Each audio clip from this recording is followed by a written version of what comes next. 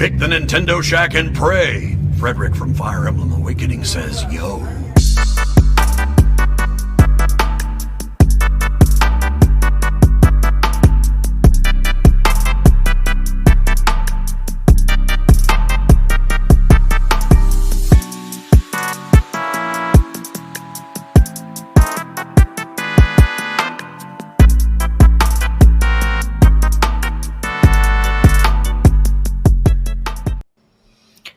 Greetings, Scribblings! Welcome to this week's episode of the Nintendo Shack Podcast, episode 390, Kirby Air Riders. I'm back after being absent last week. How are you, Donnie and Delvin? Greetings, Scribblings! I'm pretty good spirits this morning. That's great! At least one of us is. I woke up early. I went to bed early. Tired the last couple of days. I think our late nights, Delvin, are getting to me, man. I was just in a daze. I was like, I'm welcome so to tired. being fucking old, Donnie. That's what happens. So I went to bed early the last 2 nights. So I was up today at like 9. So I've played a little Donkey Kong already. I've had a little breakfast, made a little coffee, I've had a shower. Good spirit. Must be nice. Yeah, that Feels good being reunited. We're all back together again. Yes. I'm very happy about that. That piece of shit Dev cursed me, Donnie. Did he?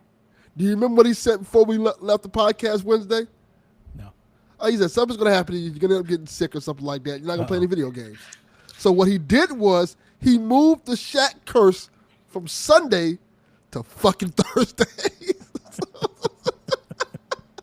So when I finish recording, right, I wake up in the morning. My eye looks like Sean Puffy Combs. Look like I just got punched in the face by Tyson. My right eye just like swollen as fuck. Do you have pink eye? No, it was not pink eye. It was some weird infection. What? And the whole day, my eye was swollen as fuck. They're like, you should probably go to the hospital. And like, you shut the fuck up. Let me get this stuff done so I get through work. I wasn't feeling sick or anything like that. It was just swollen. Couldn't see out that eye really good. More annoying than anything. So it hurt to like watch TV. So that Thursday, didn't play no games. That Friday, the eye was healing. It was pretty much healed that Friday, but it was still like enough where it bothered me, like any bright lights would bother me. So I still didn't play the games that Friday. Saturday, I'm all healed up. I'm happy as hell. It was not pink eye. Not the same thing. Sure. I looked it up. What else was it? Like, could it be? Just any infection. Yeah, it was just an infection. Like I had something in my eye and it irritated the shit out of my eye. And Saturday, I'm feeling great, feeling great. Like all of a sudden, like, all right, go get some gaming done. I ain't got much to do today. I get a fucking migraine headache. Oh, yeah, that's like, so connected with eye things. Yes. Like, it's like, forgot about me, bitch. I had a migraine, a debilitating migraine issues headache suck the whole day. Yeah, I mean, as somebody who has chronic eye problems, I can concur. Yeah. I felt like I wanted to throw up, didn't want to eat. I was thinking I could give you guys like some nasty story, but I was like, nobody wants to hear that first. So, all right. Today I feel great. I feel way better. Donnie, I want you to choose between, would you rather have what Delvin dealt with or what I dealt with this week? I want you to choose which is worse. Which would you rather? I had my first emergency as a homeowner. Yay. 24 days in. Thank you. Let me guess. It was plumbing. Yeah. Yes. It's always plumbing. It's always fucking plumbing. Which is great because my dad's a plumber. So he got a call at 1:30 a.m. This week. No, me and Josh were laying in bed. We weren't asleep yet. It was Wednesday night. And I'm like reading. I'm like drifting off into sleep. He's like half asleep. And all of a sudden we hear what sounds like somebody turned on the shower in the main bathroom. Hope I know what that sound is. And we look at and it's loud. And we look at each other and we're like, and we spring out of bed. And we go into the bathroom, and of course, water is gushing out of the cabinet underneath the bathroom sink See, you know why this happened, Rebecca? because I didn't get an inspection. No, because you weren't watching No. PSVG on Wednesday night. If you're watching PSVG with your man in that bed, the gods of PSVG would have blessed you and that wouldn't have happened.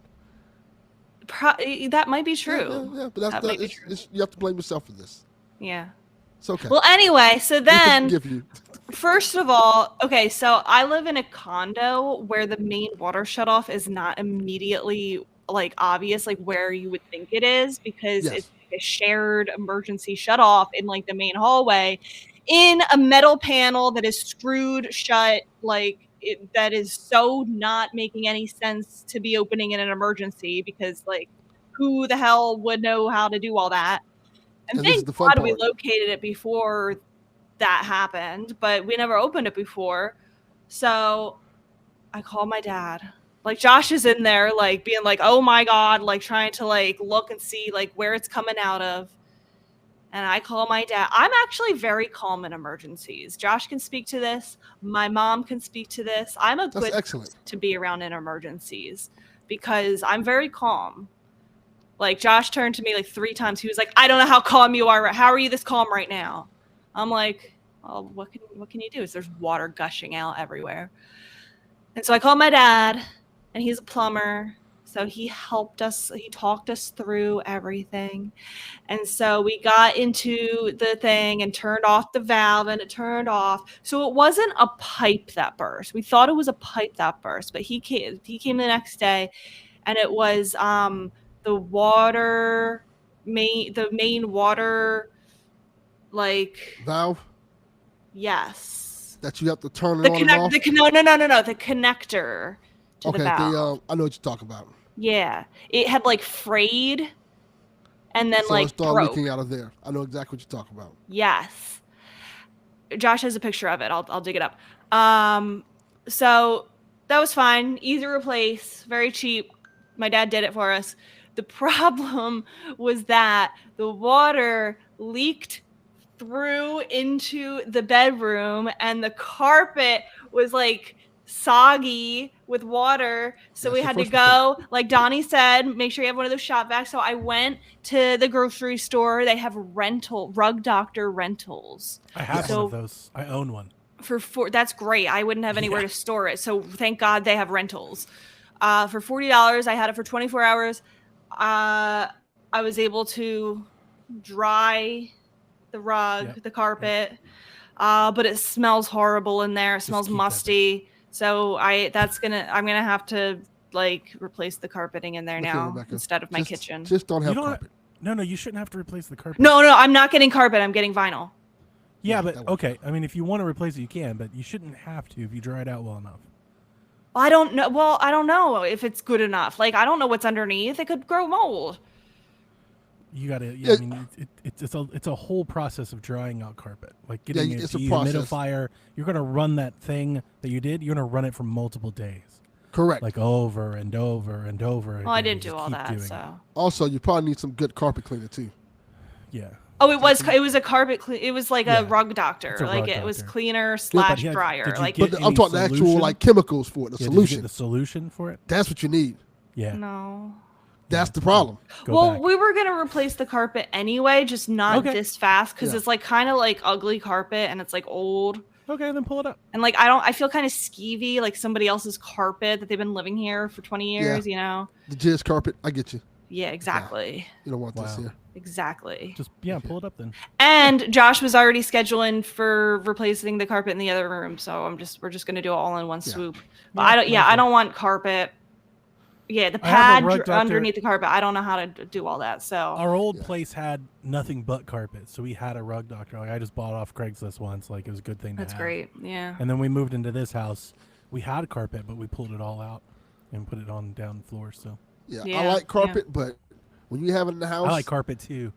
and something happens, causes problems. The big thing for us was the dogs.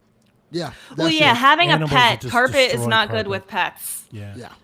We had You them know, coming cat and going in and out of throws the up. house. And don't you And, have allergies, Rebecca? No allergies. Because if you have allergies, I have allergies. Carpet is terrible for people who have allergies. Really? Yo, yeah. Why? because of all the dust and stuff that can get in the carpet and hold in there.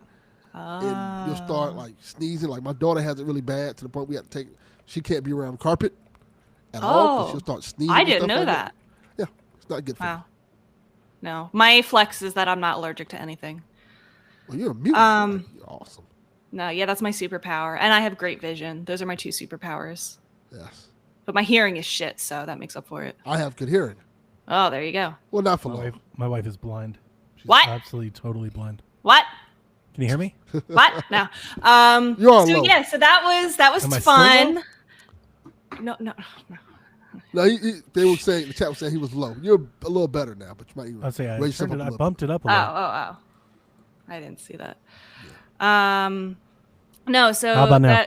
that's much better. Much Okay, better. very good. Yeah, that's how it should be every week. Keep it like that. Yeah. I haven't changed it. I've changed That was nothing. So that night, Wednesday night, I got 4 hours of sleep because eventually Josh said, "Go to bed. You have work tomorrow." It was my first day back at work. And then actually no, this was all Thursday night. I lied. It was all Thursday night. I had work the next day, and then Josh stayed up. He said, "Poor thing." He stayed up for like the whole day. He didn't even sleep until the next night, so he went 2 days without sleep. Just putting towels down and trying to sop up, and we had 3 fans going on it. Wow, that sucks. Yeah. I feel So bad for Josh. I would, 10 out of 10, choose the eye infection.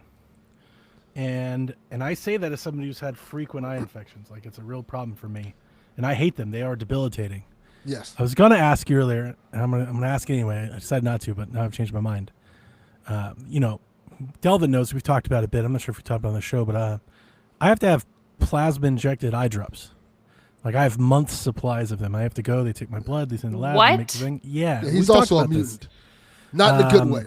Because my eyes do not create like tears like they're supposed to. is that why Like, you do those eye drops Yeah. all the Yes. time and it makes me That's- all squirm? the time? Yep. That's all why the he's time. really heartless. He can't even cry, Rebecca. Think about that.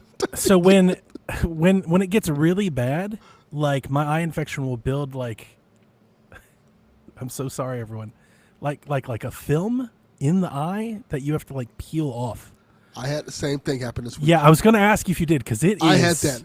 It fucking sucks. excruciating. Like, you'll blink and all of a sudden you'll feel like you have like this giant thing in your eye that you can't. Oh, it's the worst. I need you to know that like I said, my superpower, great vision, never needed glasses. Like I can see a million miles away. Thank God, because if I did, I would have to wear glasses because I can't even do the whole contacts thing. I can't that's watch it. people It's putting worse contacts. than contacts. Yeah. I don't mess with the eyes. Like that's So, even as I say something like that, I have dealt with lots of water issues in this house. The house that I bought, to the short abridged version of it, the foundation was built around a boulder. There's a boulder the size of a small car in the ground around my foundation. And when it rains a lot, water seeps through the boulder and it collects in the crawl space. Oh my God. His house And- was also built on ancient Indian burial ground. And I had an inspection, and they never told me of this during the inspection. So about 6 months here, we had a really bad storm, and the water just started coming through the wall into my basement, which had carpet. So I've done this, Rebecca. I've done all of this. Like, we had to put a sump pump in, and we had to get the whole wall waterproofed, and I had to put in drains. I was out digging a 90-foot water line in the middle of a storm one night. So, like, that panic and that urgency that Josh, like, I've been exactly there, and I would never, ever wish it on anybody. Like, water is the worst because it just causes, and it's extremely expensive remediation. Yes. It's the worst. So, like, we had to rip all the carpet out and everything. And water causes like infinite problems for your house, like long term. Like if you don't get it all out, you can have like waterlogged problems, Mold, Yep. all mold, that. and it decreases the value of the yeah. house. So it's pretty cool, though. structural issues. So my basement obviously is a concrete basement. It's like half tile, half concrete. So when I pulled the carpet off the concrete, instead of putting any flooring down or anything, I epoxied it like a garage. I went and got the epoxy kit and just like rubbed it. Like, it was pretty neat. What's epoxy? you ever been in like a garage that has like a painted floor, like a concrete floor with like the speckles and stuff on it? Yes. That. Yeah. Okay. That. So like my basement is just that now. And just in case, we've never had water issues since, but just in case it ever comes back, I was just like, I don't want anything here that could be ruined by the water. Yeah. So, and it was really cheap. It was like $100. So I enjoyed that a bit. But obviously, it's a concrete basement. You can't do that in your house, but in the basement, it worked. But yeah, no, the water stuff it's terrible. It'll send any person of equity into a complete panic. Well, listen, and so Josh was like, look, he at one point he turned to me and said, "I love how insane you are," because at one point I was like, "Yay!" Hashtag first home emergency. Let's mark it on the calendar. As we're sopping up all the stuff. No, I am just so grateful that it happened while we were both home, while we were both awake. Facts. That it didn't happen a few days beforehand when we were in DC visiting our friends. That it was clean water and not sewage. You have to be grateful in those kind of situations that it wasn't so much worse. Be grateful. It's not like it was new carpet. We were already planning on tearing it up anyway. Yep. One of the things I've told Delvin and Dev over the years when we always complain about our house issues is always be thankful if you're in a position to be able to deal with it. Yeah. Because I know it sucks and you spend a lot of money, but there are literally millions of people that this stuff happens to, and they're not in a position that they can't fix it. They just have to live with it. And I've been there. I've been in that position where we just had to live with it. And that's way worse. Yeah. So if there's any silver lining to be like, oh my God, I can't believe it's going to cost me $5,000. Just be thankful you had $5,000. Correct. What would have happened if we were in DC and it just would have kept going for hours and hours and hours? What happens? It just keeps Does going. my cat drown? No, typically, if in a condo or an apartment, it will eventually impact others, and then that will report, and then they'll turn the water off. And they'll cut the water off. Yep. Wow. And based off of how much water you get, that'll probably impact the others really soon. Mm-hmm. Yeah, it won't take very long. That's the thing. Water is a killer. Water is the absolute deal breaker. It's the worst thing that can happen to your house is water. Yeah. So that was me and Delvin's week.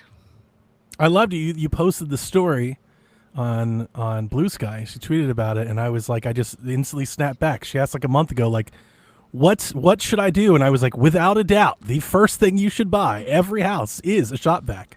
My uncle gave me that advice the first day I bought my house, and I can't tell you that advice is paid over tenfold. You need a shop vac. Everyone needs a shop vac. The advice was knowing where the main water shutoff was, because it's not in the place, because it's a condo. It's in the community shared area under a panel, with a bunch of other people. It's not where you would think it would be. So that was the advice. And I like I said, I am not in a room to have a shop vac, but the fact that you can rent one, was a lifesaver. Disregard. You need a shop vac. Just get a small one. Yeah, get a small one. You need one. Yes, okay. Get a small one. It flooded once. The one time my basement flooded, I pulled. It was 16 shop vacs of water out of the basement. It was insanity. I was in tears. I was so exhausted. It's definitely needed. These things are $500. They're not that. No, you can no. You can get a shop vac at Home Depot for a really good one at Home Depot for $100. Yeah. Yeah. Just keep looking, or I'll send you one. Don't worry. Yeah. Tell your dad to give you a shop vac. He's a plumber. He's probably got 14 of them. I don't think he does, or else I would have borrowed his and not. My uncle's a plumber, and I mean, why didn't he bring one over? Why did I have to go get one? It's a good question. Does your dad work for a plumbing business or own his own business? His own, but he's retired now. So that's probably why. Maybe he doesn't have it on hand, because they're kind of bulky. They could. Amazon has a 4-gallon shop vac for $59. There you go. Yep. That's only 20 more than I rented for. So you'll use it for more than just water. Yeah, I use will. It for dust. Use it for hair. Use it that's the reason that it's yes, such profound advice is you will use it a lot. You get Give it get something time. caught in your drain, you'll probably Yep. use for that. Even Yeah. if I'm ripping up my carpet and not getting carpet. Yes, you'll still use it. I would Because still say yes. Because if you have another leak, water holds in the house. It's just like it's one of those things over a long period of time you will be thankful you've had. It pays for itself. Okay. Yep. It's just good advice. Thank you. So video games. Yeah. Greetings, Scooplings. I can bring the games as so often is very becoming the norm here. I will bring the games with me.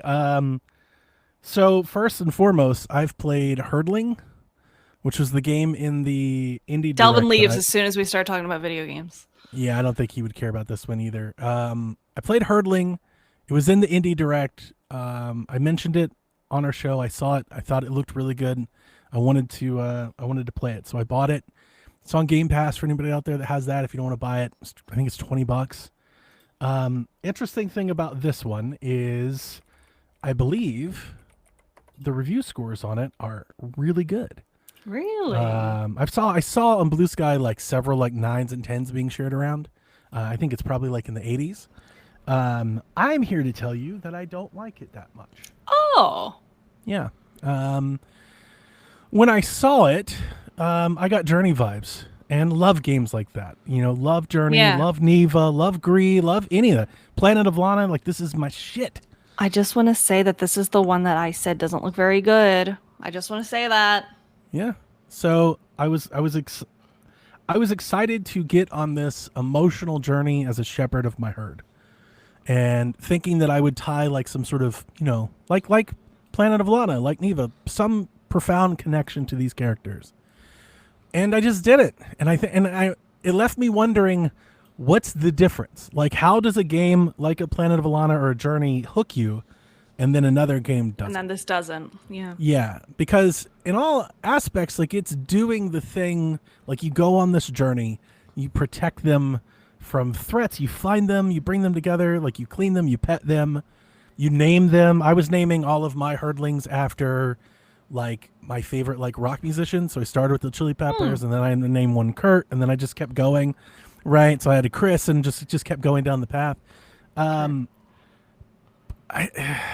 mechanic is fine. Like you do the whole, like you hold your hook or whatever, and they move ahead of you, and basically, so if you move to the right, they move to the left, and if you move to the left, they move to the right, and you just kind of guide them through these environments. And I got to tell you, just ultimately, just kind of bored. Like it was just missing the emotional connect. I just wasn't drawn in. I was just like, why? Like, where is the motivation for me to want to do this, to want to take care of them? And that was missing. Right. It felt more like... Which feels like a really important part of a game like this, where it's centered around the herd. I feel like they think it's there, and the people that like it found that. I just didn't. I didn't connect to it that way. To me, it felt just like a game. Just a game mechanic to play. That's unfortunate. Yeah, I don't know why. Switch 2, I don't know if this is the case. I saw a clip of somebody playing on PC, and it looked the same. So I don't think this is a Switch 2 problem, but a pretty muddy game, which isn't the worst thing because it has like this kind of like muddy watercolor kind of like wet paint kind of aesthetic. So it kind of works. Switch 2, pretty choppy. And then about 90 minutes in, my game crashed, and I called it a day. I went to go do something, and it kind of froze, and it just never came back, and I had to restart the game. And when I got back to the login screen, I was like, We're done. you know, I think that's it. Yeah, I think we're good here. And I just uninstalled it. So a miss for me. But people out there like it. So the other game that I played yesterday, now that I've gotten Mafia behind me, yesterday I sat down and played Donkey Kong Bonanza for 5 hours and continue to love that game. That game is fucking awesome. I'm starting to play that one at a slower pace. I'll eventually finish it, but like I feel like I've gotten most of my fill, and like I'm just probably gonna watch Josh play the rest of it. But I'm gonna play it like every once in a while. It's long. I still feel like I'm so far behind everyone else. You know, What layer are you at? 800. think. So they Which- don't go like in steps, right? It's not 1, 2, 3, 4. Like it's like 1, 2, 4, 6, 8. Like don't they like kind of skip? I don't even know what the chapters are. Like I No. don't even. Okay, well, You're in the lagoon, not the lagoon, like the resort area. the forest. Oh, you're not even okay. You're still at the where you split. You had to choose your paths. Yeah, And did you do both yet, or you're just on the one? I already did the ice one, and Okay, now working and then on you the came forest back, and now you're doing Yeah. the forest. Yeah, Yep. you are not that far into the game. one. See, feel like I'm so far behind everyone, and this is the part. Maybe people that have played it longer can answer to me, because here's the issue. Because I've had this issue since Delvin talked about it. Delvin was like, "My son played it, beat it in 12 hours," and I was like, "That doesn't seem right," because I played those first two eras for like 8 hours. like I played those first two areas for a long time. So coming out of, I think, the third zone, which is like the canyon, is that the third one? Mm-hmm. Okay. Coming out of the canyon zone, I had like over 200 bananas. Like, is that normal? Is everyone there, or is people didn't find that many? 'Cause I would there say that's are a that's shit above ton of bananas. above average. Yeah, I Okay, think because you're- I'm you're- going to like the shop and unlocking like where they all are. I'm spending all of it. Yeah. Like I am trying. I to don't think find- most people did that Okay. right away. Yeah, you're playing more of a completionist route. And I'm not trying to do that. It's just I'm addicted to finding game. and You love like the I game. I love it. It's the shrine grind. It's the Far Cry, bunkers. I love it. I'm addicted to like that's the game to me. Could care less about the boss battles and everything. Like I am here just to find bananas. So like yeah, I kind of was yesterday. I was like, people must not be doing it like that because otherwise, how are they progressing so fast? I'm so far behind the rest of the world, but have played for like 20 hours. Like I've played it a lot. That's what I was doing, not really like as strongly as you were, but like getting above average amount of things before moving on. And I feel like I was starting to burn myself out a little bit. But I'm just not really into the collectathon type platformer games. So, Okay. But I love it. what do you think between the snow and the forest? Which do you like? The forest. Yeah. Yeah. The snow is, I mean, I'm particularly not fond of like winter Snow snow levels. ice levels in general. I thought it was a really good snow level that was different than what most ice snow levels are because it wasn't just icy I agree. snow. It Yeah. was also chocolate and it was also lava. I also think coming out of the canyon, which I felt was a lot. Because I did a lot there. Like I was Yeah. on that for a minute. And then you keep going down, you go into the factory and just keep I was just like, I'm here a lot. I was really excited for like some greenery. Like to kind of get Yeah. back to that. So I think maybe that had a lot more for me than anything. But yeah, I just love the game. G-Man says it's like the Moons and Odyssey. It is, but and I honestly can't tell you why. I played Odyssey differently. Odyssey I didn't care about trying to collect all the moons. There's something about Donkey Kong, either it's got to be the mechanic of just like smashing everything that I find more fun to do. But I'm addicted to the bananas. Like that's all I Also want the to do is skill keep collecting points. There's Yeah, kind of like, like there's a a reason reward. to get Yeah. them. Yep. You're making yourself stronger. Like like you want to get, those 6 skill points so that you can upgrade, your That was the other thing I was going punches. to tell you. I have 9 skill points that I just like don't have anything to use on right now. I'm just like, I don't want to spend it on any of this. Yeah. Like yeah, if that's there more, not normal. I think how that's people what I are was thinking. That's what I was thinking. I was like, I have no idea how many are total there, right? I'm just doing as many as I can. But I have a bunch. And but loving it. Absolutely loving it. Okay. It's so That's good. great. It's a good game. It really is. It really is. The last thing is I played the Daemon X Machina Scion demo that just went live. That game comes out, I think, next week or 2 weeks from now. Oh, that really Something like that. already. Something soonish. And I liked it. I liked it a lot more than the first Daemon X Machina. I felt like at least the demo was way more like organized and put together than I ever found the first game. Gives a lot more. I mean, the first game had this too, but the first game felt like a collection of like missions that you did. It didn't really have like a through line to me. This game Feels like it has way more of a developed through line, kind of connecting everything together, which I appreciate. Definitely gives me like Nier vibes, like Xenoblade vibes. I found it ran pretty well. I saw some people complaining online when the demo dropped that it wasn't like, I don't know, 4K 60 or whatever all the things are. I thought the game looked really good, and I felt it ran fine. You know, it's not going to be Game of the Year material. It's not going to blow, I think, any other game out of the water. It's not Cyberpunk, but I had no problems with its visual presentation. I was like, this is fine. This is more than adequate.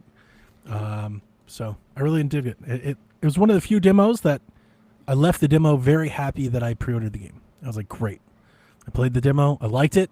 It just kind of justifies my original intention on buying the game because I bought the special edition. I don't hear anybody talking about this, and like I know people like the original, so that's interesting. Yeah, I heard people talk about it, but not in a positive light. They're like, it was kind of. Yeah, that's kind of what I saw initially, as I saw people kind of like, oh, it's not this or it's not that. I have no qualms with what I played. What I played seemed really fun. Like I said, it's not going to be anybody's game of the year, but you know, it's like kind of like a Vanquish, you know, like an Armored Core. Like there's nothing wrong with that, you know. So given who made it and everything, I don't see why expectations should be any higher than that. So, but I was digging. Thank you very much, Got Game Guy. Anything else before we get into this onslaught of news this week? I'm tired. Yeah, I bet you are. Let's get to the news. Welcome to the land of homeownership. And you wanted this. I start work. First day of school is this week. Yeah. Oh wow. Both my kids have been in school for like a month now. Yeah. That's crazy. Mm-hmm. Did you see the picture? Oh, I sent you the picture from Victoria last night. I love that. Oh my god, it made me so happy. It made me so happy after everything that we've gone through with her in games. There she is up there. The Switch is literally the perfect console for a college campus. Yes. Mm-hmm. Absolutely. So I didn't even know. I'm sure there's a lot of other people that have Switches. She's gonna. I'm kind of hoping that like when she comes home, she's like wants to start checking out games. Like, you know, like maybe if she's playing often, like maybe she's like, all right, I'm done with these. She wants something new, yeah. Yeah, like, oh man, I'm gonna have so much fun. And she might be looking for more multiplayer stuff too that she can like. You guys have seen it. I've got like 300 Switch games on the shelf. Like, take whatever you want. Like, go grab one. Yeah. You know? She's going to need like Smash and like... Mario Party. Yeah, Mario Party. Yeah. I don't think she'll ever Smash.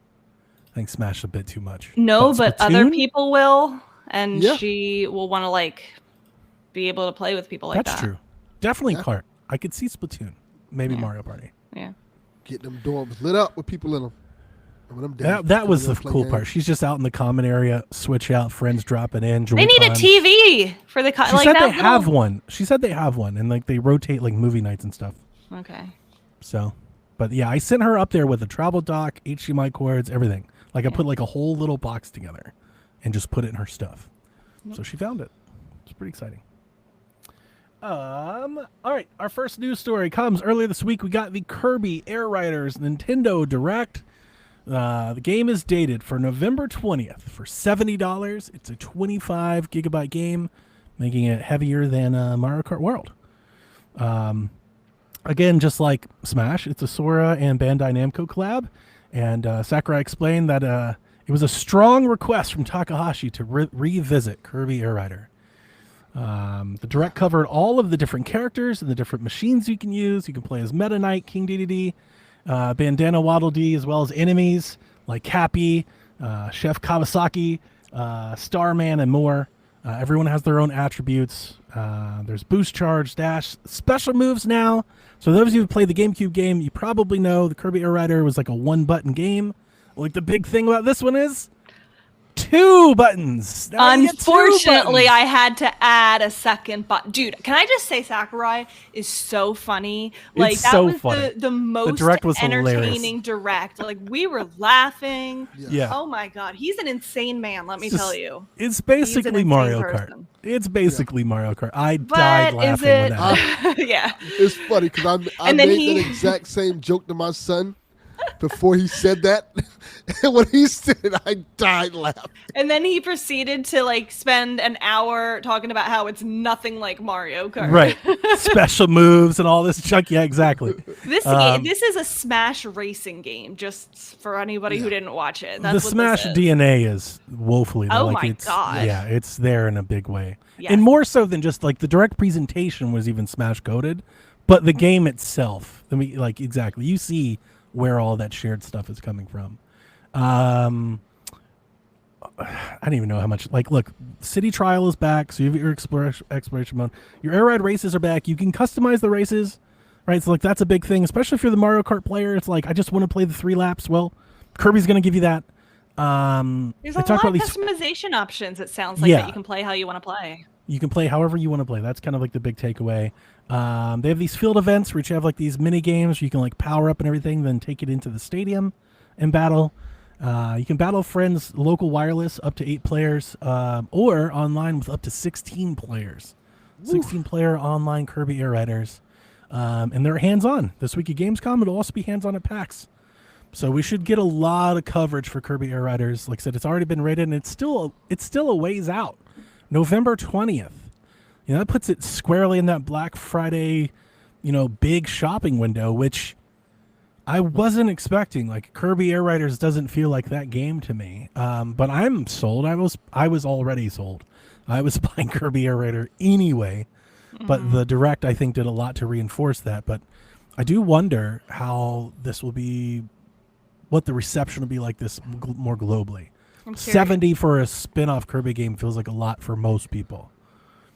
I think those people who have been desperately wanting a new F-Zero game should check this out. Like, don't count this out, because I know it's not exactly the same, but I feel like it's closer to what they want than like a Mario Kart game is. I definitely think you can see that they've made a few. They're at least pointing out a few of the differentiators to make that appeal, for sure. So I think that appeal is there. Again, I just don't know, like, without the cast of characters, I just don't know, like, the greater populace, how much they care. And I say that as, like, Kirby sold really well on Switch 1, just generally. Most of the Kirby releases did very well. I'm interested to see if this, like, keeps up. Like, has Kirby's jumped up a level? Huge in Japan. Yeah, now that I know. Yeah. Huge. So, like I said, I was all in. I mean, you guys know me. I love Kirby, so I was all in anyway. Even Kirby Air Riders, not my favorite GameCube game, I was still definitely going to get. But I think it'll do good. I think the release date is pretty good release date, yeah. Considering that it's, even if it's Black Friday week, even if it's not a discounted game, people be out there buying gifts for their kids and stuff like that. Like, oh, it's Kirby. We'll get this for them for Switch 2. They need some games. So even if they're, even the Black Friday deals, I don't think there's going to be too many. Maybe the parent play. Yeah, the parent play, yeah. I don't think it'll be too many Switch 2 games on there for Black Friday, but was there, I think people will be like, okay, we can get Kirby. Yeah. So I think it'll do pretty well, all things considered. Plus, how many games really release like late November? Not too many, like big major games. I want to say I think you're wrong. Like, I generally think... Like early November? Like right before without Black having Friday? a list to pull from, I can't say that, but I generally think for many years they've had a big first-party November game. Yeah, and Kirby Air Riders doesn't seem to fit that mold to me. I say maybe I'm November. wrong. Maybe I'm wrong. I think it does. Chat, Rebecca, her internet died. She'll be back. Yeah. I want to say like I know Halo released in November, right? That was early, off the top of my head. I do not remember. Halo or Call of Duty, but those like early November games, not usually like Black Friday week. I'm thinking. Yeah, but I think it'll do good. Okay, I was going to try to pull it up, but I'm not seeing a definitive list on Wikipedia. Let's see. And Sean says a great point. He says this game will replace Mario Kart for me, so yeah, it fits. Yeah, I think a lot of people who didn't like get their feeling for Mario Kart probably will like Kirby probably. Yeah, G-Man says Dragon Quest 1 and 2 releases October 30th. Yeah, I think like that October 30th, first week of November is when you start seeing like those big releases. Maybe like early second week of November. So yeah, I think this will fit in just good. Okay. All right. Yeah, I've seen Sean talk about the Mario Kart. I think that's interesting. I think for people that Mario Kart was a big miss on, maybe that's Sean. I think it's possible to do this. I'm going to tell you, I don't think Kirby Air Riders is going to replace Mario Kart for most people. Oh no, not at all. Yeah, but it'll get some of those sales. It's completely different kind of game. It'll get some of those sales though. Plays completely different. But And I'll plus, be there. it's so late in the year as opposed to Mario Kart, like released for the system. People want some of the kind Sorry, of G-Man. She's back. Sort of. Nope. Up there she is. There she is. Hi. Look at that face. She's pissed. I've seen that face before. See, whenever I call Verizon, you can't talk to a person. It's just their AI system. Oh, I'm aware. And like they're like, okay, we ran some tests and fixed your problem. No, you didn't. So I gotta figure out how to talk to a person. I think it's the router. Josh has been having problems with his streams too. You have to go online to their thing and do it all through the chat. That's what I always have success with that. So I'm gonna try that today. Yeah, because it's a mess. Somehow you actually talk to like what I think is a person through the live chat. It's Correct. like probably somebody in India, but like at least it's a person. Did I ever tell the story what happened with that Switch 2 I bought from Verizon that they never sent? You told us that. Yeah. Was there something more? Yeah, they tried to charge me for it. Oh. And I had to go through. I spent like a whole Saturday and Sunday trying to get this resolved. Like, oh, we sent. Like, no, you didn't. Like, oh, yeah, you did. You did. Yeah, and just the whole process of talking to bots to get to actual person was a pain in the ass. It is Wi-Fi, but we never had problems before we moved. So I think something like maybe got damaged with the router or like something wrong with the connection. Like, how far away are you from the router? Close, pretty close. Have you tried just plugging into it and see if that would improve anything? No. If you're very close, just. But Josh can't. Josh isn't. So that's not going to be an option for him, probably. Interesting. Okay.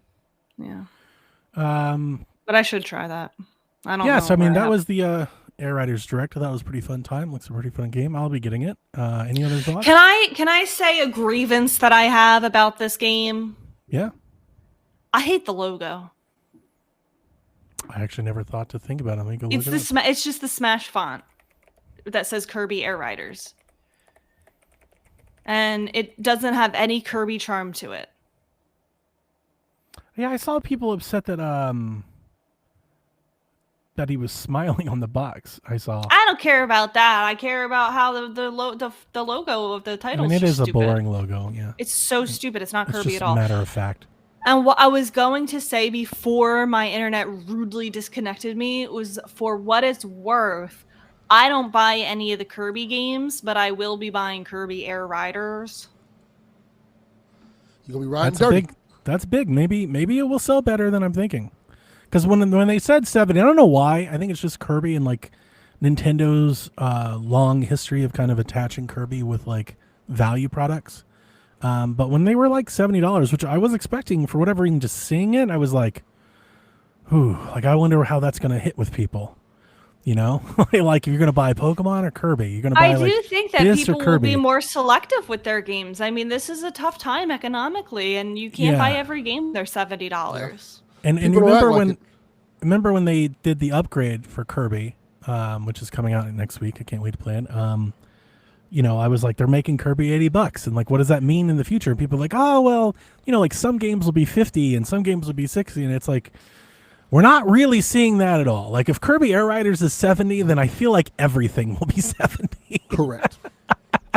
And I'm wondering, like, when we look back on this a couple years from now, there'll be a clear tell if Kirby Air Riders only sells 2 million instead of 6 million, right? Like my go-to would be the price. The price is hurting it. But if you're buying, Rebecca, if people are buying, they're in. Maybe it sells 6 million. Maybe it sells more than that, and then the price just doesn't matter. I want to know how much will Rhythm Heaven and Tamagotchi Life on the Switch ones be? How much will those cost? That's exactly where my head is, because I'm like, I look at Kirby as that drop down, And if that's 70, I think everything is 70. And what does that mean exactly? But they're Switch 1 games, so will they be 60 instead of 50? That's a good question. Yeah. Because I feel like normally, had it been I'm the not Switch 1 holding out generation, those would be $50 games. I agree, and I don't think they will be now. Because they may be Switch 1 games, but they're being sold in the Switch 2 era. Yeah. But maybe Nintendo throws us a bone. They Maybe still that'll do be that. 60. Yeah. See, Tom is there, and I'm not saying that I agree with that. I just feel like Tom's opinion. Tom says definitely not buying Kirby game for $70. Thomas, would you buy it for 60? If it was 60, would you buy it? It's a good question. I feel like Tom is probably the opinion of the masses. I think a lot of people probably look at a Kirby game and are like, oh, definitely not. And because I feel like if you're interested in this kind of game, I don't feel like 60 versus 70 is probably going to sway you that much. Maybe it would, but I feel like it's more like, well, I have $70 to spend. I have to pick between Kirby and Pokemon. Yeah, that's kind of where I'm thinking. It's if you're picking between let's say you've got 2 Switch 2 games to buy this fall. Mm-hmm. I feel like Kirby's probably at the bottom of most people's priority lists. Right? They're hoping out for their Metroid, for Zelda, for Pokemon. Oh yeah. Nobody's. I don't think Kirby is beating any of that out. Agreed. And that's what I'm kind of worrying, because you think about Kirby, and I think Kirby's Battle Royale, Kirby's Super Clash, Kirby's Planet Robobot, Kirby's Fighters. Maybe that's why we don't have release dates for things like Metroid and Age of Calamity and stuff like that. Sean, I love you. Because they don't really want them to compete directly with Kirby and let people spend their money on Kirby and then put out the heavy hitters that people are going to buy in January, February, March. Maybe you might be onto something.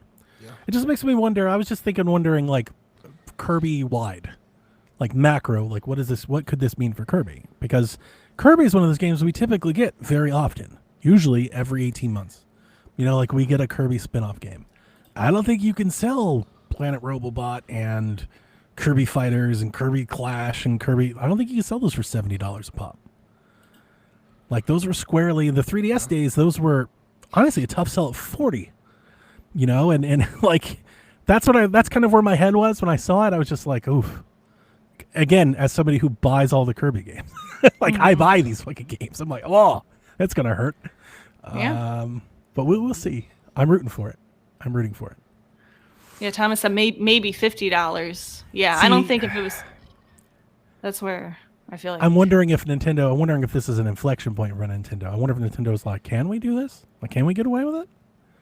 And maybe the sales will kind of depend on where that goes in the future. We will see. I'm a sucker and a fanboy, so I'll be there. Pokemon World Championships had some news. The video game championship is moving away from the main game series for Pokemon Champions, which we knew, when they announced. The Pokemon Company has revealed that the upcoming Pokemon Champions will be used at the 2026 Pokemon World Championships and will be featured in the other Pokemon competitive events moving forward. Pokemon Champions is a free-to-start game coming to the Nintendo Switch, Switch 2, and mobile in 2026. More details on a paid digital version of Pokemon Champions on Nintendo Switch 2 and Nintendo Switch will be shared in the future. So it's free to start, but there will be, some kind of starter bundle where I guess you'll get, microtransaction money or something. There'll be something to get us in. That it does marry between the systems, right? If I was playing on the Switch 2, I could continue with my team on mobile. Yeah, it'll have a shared account system, is my understanding. And then, let's see here. Nintendo, the Pokemon Company, unleashed a new trailer for the upcoming Pokemon Legends Z-A, which showcased new four-player battle mode titled Pokemon Z Battle Mode, and then the new EXs, the new Megas. We talked about new Mega Charizard, and I think I saw a Victory Bell, and there's several of them that are kind of floating around. I didn't write all that down. I've never been into Mega Pokemon things. We talked about this last week a bit. The Mega Victory Bell, did you see it? I did. It wasn't. It looks like a giant Tangela weird thing. Ball sack. Kinda, yes. Yeah. No, that too. So yeah, there was a lot of news. There were hands-on impressions for Pokemon Legends Z. I found them to be pretty positive from the folks that went hands-on. Yes, Rebecca, front row. Thank you. I remember my fear was that they weren't going to make it feel like Lumios, like Paris, with like the fashion district and like the the high fashion type of thing. They showed off more outfits and like fashion, and it finally looks good that we can have good clothes and good customization. Like they had good hairstyles and good clothes. We have not had good clothes in Pokemon since like maybe Sword and Shield, but like really since the original X and Y. I was going to say X and Y. That was the last time I really cared about that stuff. And that was the first time that you could have clothes. And like finally they're going back to that. And like that excites me. I know a lot of people do not care about clothes and customization and things like that, but like I love making, because it's me. It's I'm the Pokemon trainer. It's Rebecca. Like I want it to look like me and have my kind of style. The whole like school uniforms in Scarlet and Violet, like I get it, but they were ugly as heck. They were so hideous, and that I did not like that. That was not me. Thank you, G-Man. Yeah. Thank you. Delvin mentioned last week on the show that he's back. They've got him. We have day 1 on Pokemon. Day 1. Hopefully it doesn't let me down. I'm begrudgingly continuing to buy Pokemon. We're back, baby. We're back. They got all 3 of us. We're back. Everybody's back. I don't like it. I don't like it, but I'm gonna do it because I'm a sucker, and I'm in. It's never gonna get better. I've skipped the last couple, but I'm in on this one. It looks good. It actually looks like it's running well. I'm excited about the battle system. It looks okay. I'm here. Let's relax. It looks like Pokemon. I mean, I said it looks good. I'm not talking about the visuals. I'm talking about performance. Like the game looks good. Like it looks like it's running now. That's going a long way. They're not entire mountains popping in. Shit's not glitching out of. We're not watching 8 frames a second Pokemon animations. Like it looks good now. So I'm Listen, I'm here for Chikorita. I love my little chickie. And I kind of feel like I'm in the mood for Pokemon again. Like I'm feeling the itch. Like it's been too long. Like like you get off of something for a bit, and it's like I'm ready to come back. I'm ready to Pokemon again. It's been a nice little reprieve, but I'm ready to jump back in. We have a question later that I know was asked last week about Pokemon ROM hacks. I'm excited to answer that one. I have a whole I prepared for that question. Yeah, we knew you would. Nice. This isn't video game related, but still tangibly related. Pokemon the trading card game debuts new Mega Charizard EX card and a brand new Mega rarity. The big reveal for any collectors out there is the new type card rarity. These special art cards are called Mega Attack Rares and feature different attack names in katakana. That's going to explode. That's going to be huge. Have you seen videos of these like grown adults knifing each other over Pokemon cards? Yes. Yeah, that's how you do it. Filling their shopping carts, snatching them from children. Like, it's kind of crazy. No, G-Man, I think that's where it separates me is I don't count myself amongst Pokemon fans. Like, I love Pokemon, but I'm not like the fan. But not like hang on, let me phrase that. I love Pokemon, I agree with you. But I don't count myself amongst like the Pokemon fandom. Like there's an extra level of fandom that I've never attained to. He's not those people. Yeah, like I don't chase megas or shinies or play like my Jack play the mobile game for like 4,000 hours. Like, like I'm not that. Like Kyle's collected everything. I've never been that way. I'm like a casual Pokemon fan. Okay. Like I want what I want out of Pokemon and that's it. Which is like, and I would probably say I'm the same at this point, which is crazy. If you had seen me at 10 years old, at 8 years old, like, oh my God, I was Pikachu for Halloween. I was like, that's awesome. Had, all the binders full of cards. It was too much in my childhood. And like, I still like it, but like, I don't know. It took me a while to realize that I wasn't like everyone else. Cause that's the thing. I've always kind of been that way. Like I played the card game to play the card game, not to collect cards and make money. Like I played the video games to play the video games and beat the video games, not to collect everything in them. And like, it was like that whole, I don't know, that completionist part of Pokemon I never got. That doesn't get me. I love Pokemon though. Like, I feel like I love it as a concept. Yeah. It's a great premise. Great. Yeah, I mean, I was hooked in from the show and I still love the cartoon. I still watch it. when I'm feeling like overextended or like overwhelmed, that's like a calming show for me is to have in the background. That's Yeah, how I it is. learned about it, the show. Wait, have I ever told that story? How I got into Pokemon? I don't know if I ever told it. Maybe I have. No, you haven't. I don't believe Okay, so. so I was in preschool, okay?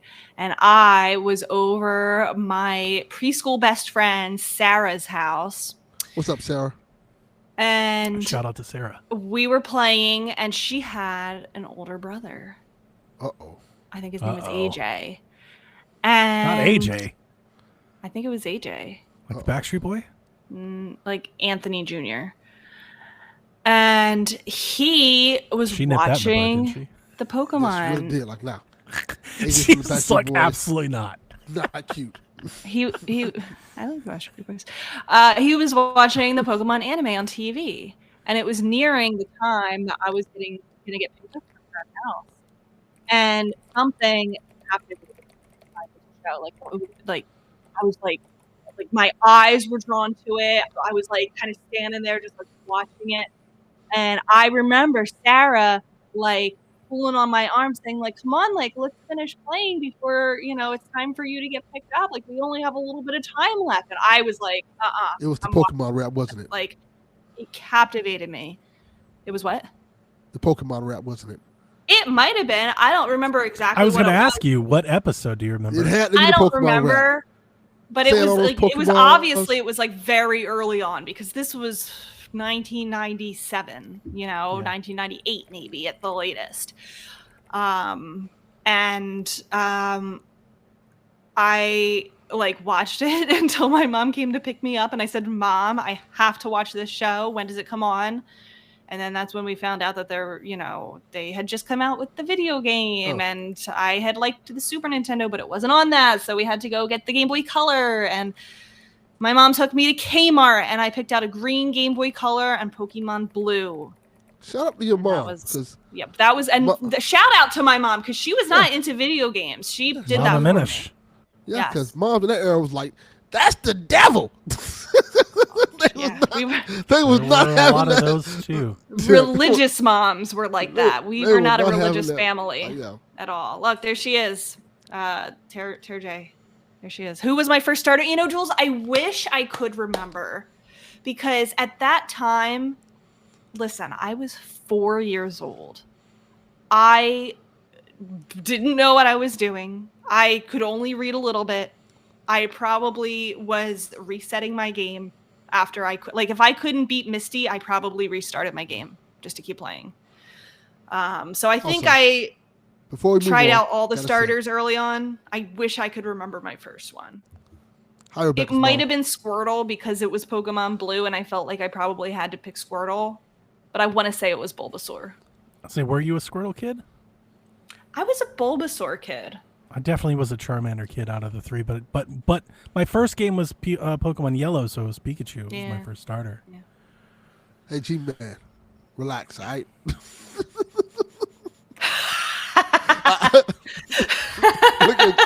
Look at you, man. I will fight you, all right? And then I would watch the anime after school every single day because it came on at 4:00 on WB every day. Yep.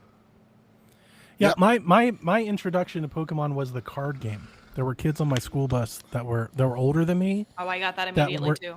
that were into the card game, and one of them gave me a card, and it was Nidorino. That was my first Pokemon card, and I remember seeing all the kids captivated. It was like almost like I couldn't help but wanting to be a part of it. They're all trading, and so I was like, "What is this crazy thing?" And obviously, I've told many stories about how I grew up. Was really poor, right? So like, didn't have money for Pokemon cards, but like every now and again, like somebody would give me one. So I felt like I was like this weird kid on the bus that only had like 5 cards for a while, right? Like I just had like the card, like these. You didn't have the big binder. But like I loved the cards. I loved reading the little Pokemon, like the little Pokedex notes on them and the rarity and everything. And just by happenstance, this kid that lived across the street in the trailer park from me at the time, his mom would take him every night, every Friday night to the movies, and he could bring a friend. and we just became friends. I didn't know that at the time. We just became friends. So he would take me. So we went to the movies every Friday night, and then after the movies, his mom would take us to like Blockbuster and buy each of us a booster pack. Oh, that's So- nice of her. Well, as I say, because of course this like that kid story happens. My very first booster pack that I ever got from her, I opened a holograph Gyarados, and her son lost his shit because his pack sucked, and he threw a tantrum. And she was like, will you give him the card? And I was like, Aw. funny again, because I didn't know. I was like, yeah, I don't. Well, I'm just happy to have cards. Like, I'm happy to have this energy card. You know, like, She should have. That would have been a good opportunity for a lesson for him, Yeah. and she Tell her didn't really son, do a good job with Stop that. being a bitch. Yeah. so Yo, life what I is ended up hard. doing, I offered to give him the card, and she was like, well, can you guys trade? And he said, I will trade you my base deck. Weedle. No, it was the deck. It was the starter deck with Machamp. He's like, I'll trade you the starter deck for the card. Well, at least he did it kind of fair. Yeah, and I was That's fair. stoked. Like I got the starter deck with the champ, and then I also got a Hitmonchan, and that was like my first deck. So like I started out playing. Like I was on the bus trying to like I loved the card game, still do. Love playing the card game. Could care less really about how much the cards are worth. Like I don't think we do a very good job of taking care of our cards. We've got a bunch. They're just in a box. like we don't really care. But love playing. I've got like I probably have like 20 decks, like pre-assembled decks, like in a box. That my wife has 3 or 4. My son's got like 8. I've got like 8. My daughter's got 4. Like when we have Pokemon nights, we just pull the box out and we just start playing like the game. So for me, like that was the start, was the card game. I got hooked by the card game, and then I watched the TV show, and then I think I was many years behind on everyone else because, as I said, never had a Game Boy. So I saw people play it. I definitely watched over their shoulders. But didn't play it on my own until I got the Stadium expansion pack, so I could play the game on my 64. That was the first time I ever played, and that was Pokemon Yellow. Jules, So notice this thing about this story that's common for Donnie. One thing we know about Donnie, he's gonna get a goddamn deal. It is it true. was, but it was a Even starter as a deck. child. But Even here's as the a thing: child. back then, I'm telling you, back then those starter decks were worth. Everyone had one. Yeah. You know, like everyone had that Machamp, like the first edition Holo Machamp. Everyone had, like it was Yeah. nothing. Yeah. Like it was a throwaway. Yeah. But was happy to have it and played Yeah. with that deck religiously. You know, so I was I building still up have on it, my building up on it. big binder full of and I have one of every single Gen 1 Pokemon from the original. I would not sell it, but I want to go get it valued because that TikTok that you sent me of that girl with all of her cards, and it was like 100,000 worth of Pokemon cards. Like Yes. mine is not worth that. But You'd be just surprised for if you have curiosity's base sake, set stuff. I do. If you have base set stuff and base set like first edition Holos and good, well, here's the problem. Not They're the problem. good. They're good. Here's the challenge. condition.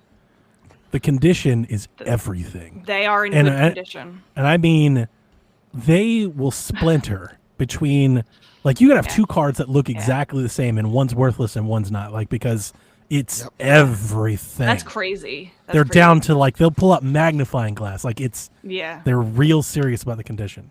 I think this week or next week I want to go. We have a Pokemon trade shop near my parents, and I think I'm gonna go get it valued just for curiosity's sake. I would.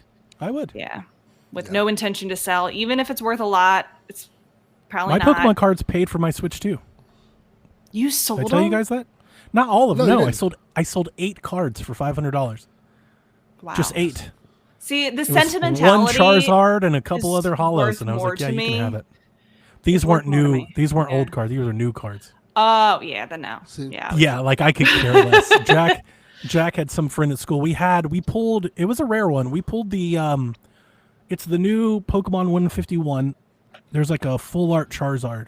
It's like an alt card, and it's pretty rare. I think on its own, it's worth like $250 on its own, and it'll probably it'll go up in value.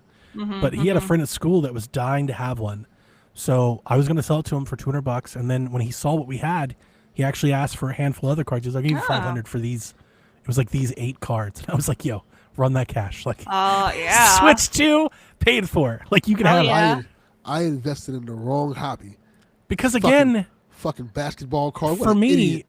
the cards that sit in our book, because we have a binder full of cards. Those cards we don't play with because they're like, they don't make the cut in our decks are too good for the we don't use these cards because they're not good enough cards. So like all those cards in that book, I could care less about. Those are cards I'm never going to use. So it's a really weird take on Pokemon cards. But like I said, I never got into it for it was never an investment. I never looked at it that way. So I've probably ruined the condition on a lot of valuable cards because I play with them. Because they're in. Well, I think it's more important to have those memories and that fun time. 100%. Yeah, no, I wouldn't trade it. You use them how they're meant to be used. You play with. Yeah, it's a great game for anybody that's never played it. me. It literally is a really fun, balanced game to play. My goddamn Anthony Hardaway rookie card. Who gives a fuck about that? Josh is still What a really waste into of money. the TCG Pocket. He plays that. I don't battle with it. I just collect the cards. I'm still opening my 2-packs every day. But he plays the card game. I have no interest at all in that. The last time I haven't looked at that since it was announced, but the battling in that is not like the full-blown card game, right? It's like an abridged version of the card game. So that kind of took me out of it. That took me out of it. I was like, oh, I don't want to, I don't want to play that. If I want to play the card game, I want to play the full-blown card game. Because I used to play, so that's the other thing. I used to play locally. Like our flea market used to run those tournaments for like the Pokemon Championship League and everything. Like I used to play in those all the time, like every weekend. So I got way into it for a little bit. Mm-hmm. There's nothing wrong with it, G-Man. Most people, I think more people just collect the cards than play, for Look sure. at G-Man. Nobody gives a fuck about my Wayman Tisdale basketball card. Baseball cards was the way to go. Yeah, I was wrong. They were for a while. Then everything collapsed out of those. Yeah. I watched a documentary. There are people like literally buying like pallets of baseball cards for like $100 because like the value just tanked, and then like I guess like the early aughts they just fell out. So yeah. I've put this news story in here. I was following this probably more of a PSVG story, but however, I think the three of us plus Haley would be the most people that would talk about or care about it. Shout out to Haley. I love her very much. Yep. Absolutely. She had a big Congratulations, week. Haley. She had a very big week. She did. We've got some news from Deck 9 about Life is Strange. So a sequel for Double Exposure is in development via employee LinkedIn profiles. That was then shared on Reddit, Gaming Leaks and Rumors. They're talking about the sequel and everything. And then a former developer chimed in on the matter to add context. Now, before I read what was said, I just want to point out, because it's very important, this is a confirmed former employee with a very accurate track record of insights behind the studios from the first game. So my impression, because I actually went and started digging on this person and what I could pull, I would believe this person 100% until proven otherwise.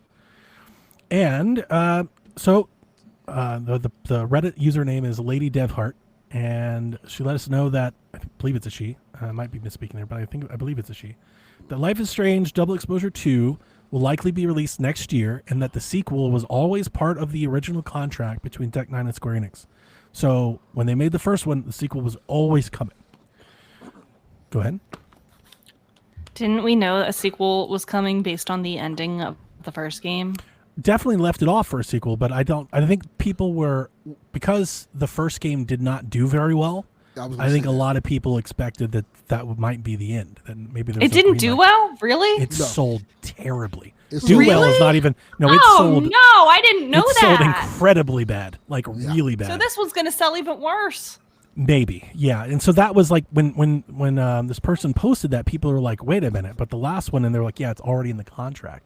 So they have to put out a new one. And then they shared this, and I'm just going to read it. Stated that the studio management's laying off every department one at a time as it finishes its previous project, including the animation team, the design team, the QA team, and the engineering team. Oh. She mentioned the names of the studio heads, Mark Lyons, Jeff Litchford, and Stephen Frost, saying that they were unable to secure additional projects beyond Double Exposure 2. So they have opted to tear out the entire development team in hopes of finding a way to survive. So as they are working on the sequel and the teams are finishing their work for the sequel, they are letting people go one at a time. This might be, we don't know yet, but this could very well be the end of Deck 9. And that means that throws a lot up in the air for what does that mean for Life is Strange. Could be the last Life is Strange game for all we know. That makes me want to pirate the game. I don't know if I don't get the impression from everything I've read that Dontnod would be interested in returning. Yeah. That's But money too bad. changes things. Money changes things. Well, they would. Somebody will probably have to buy. It would be. Well, Square still owns it. Square owns Yeah. it. So Square would either have to find They another would developer find. I think they would. or fund a new team. I think they would find another developer.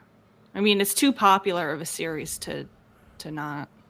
I agree with you, except for the fact that the last game sold so bad. Yeah. I don't know why it sold so bad. Because that was like one of the common threads is there was a comment that got a lot of like upvotes that I kind of agree with, and they were like, Life is Strange might be the most mismanaged like franchise ever because it was I would so agree with that. popular, I so would agree with big, that. and it does feel like they've kind of run it into the ground. Like, I know that a lot of people didn't love Double Exposure, but like, Hey, I am people. I did not like it.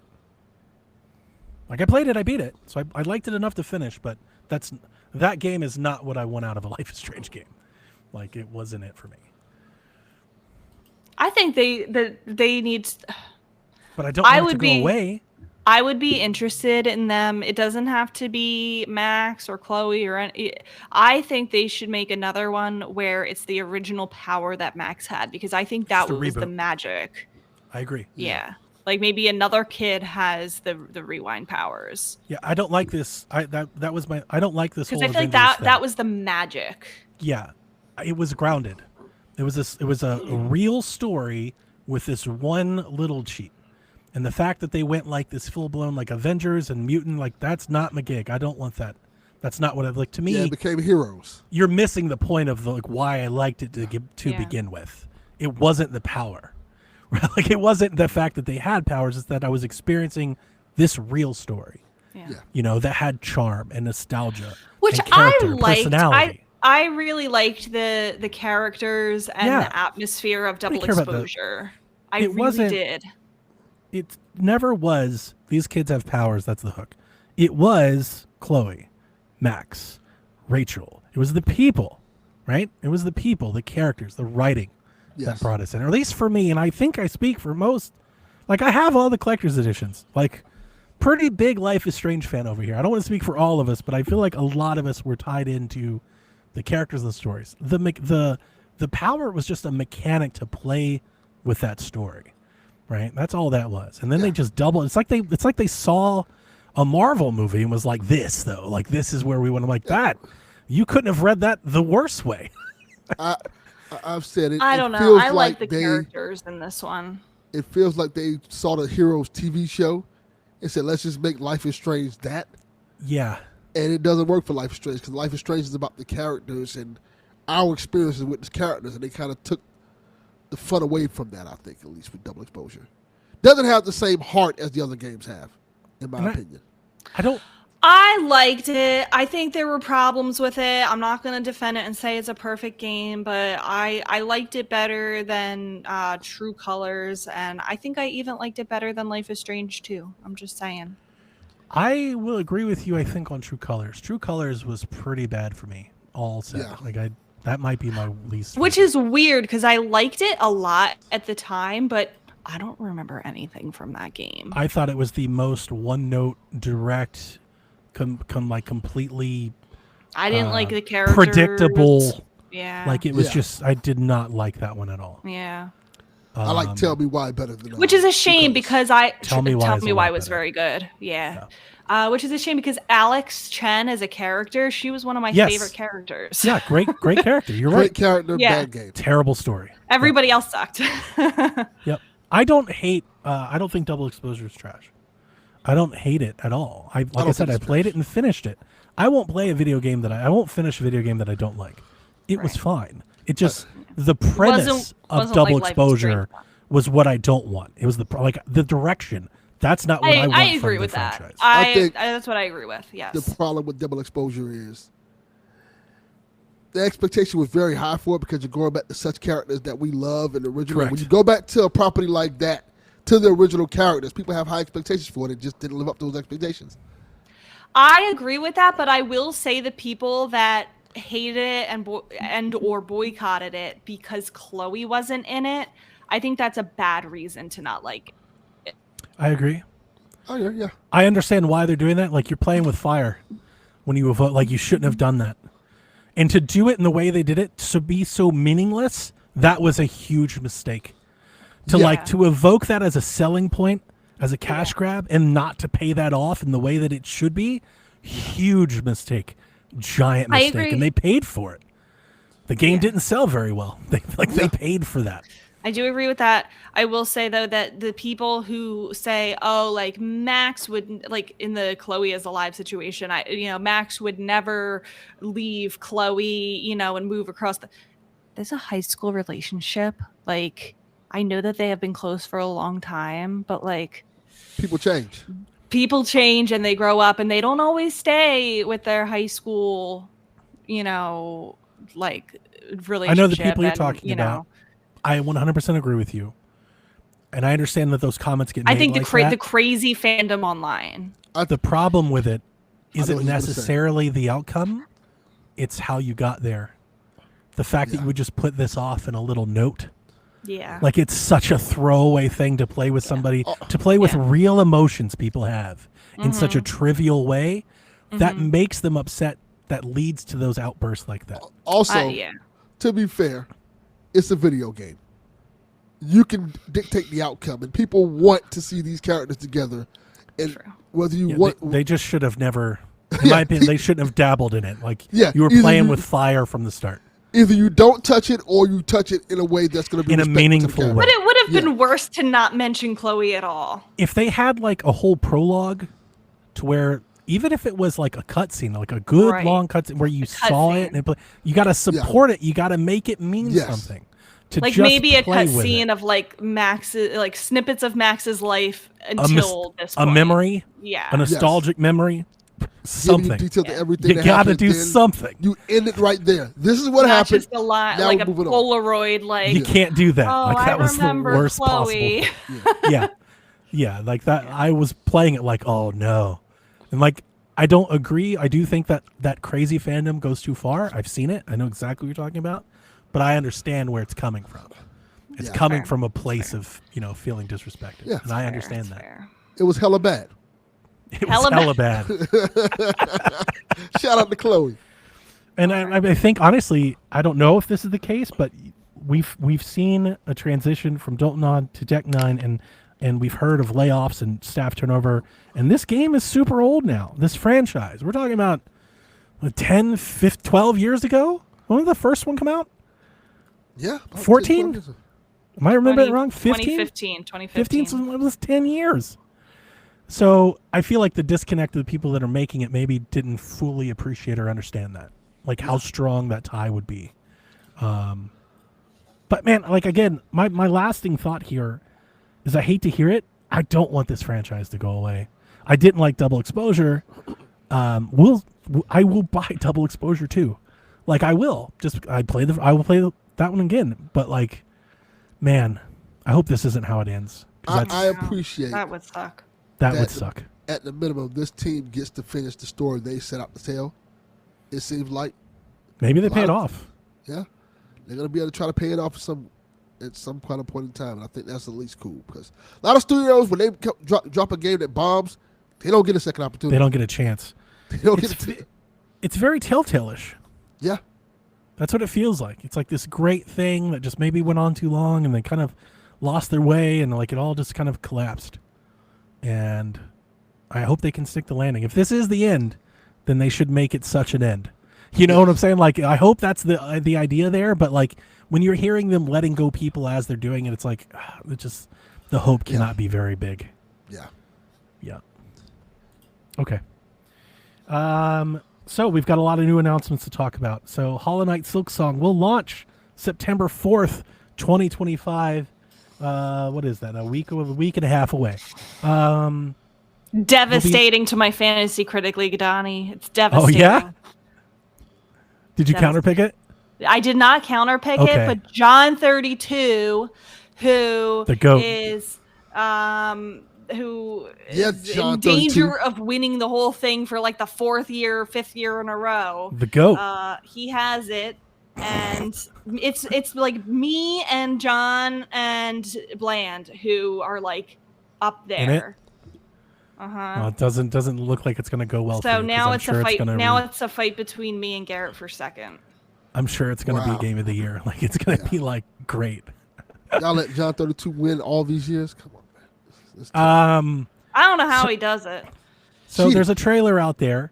They mentioned that this game will be supported with additional content for years to come. We learned that on Switch there is a TV mode that supports up to 120 hertz refresh.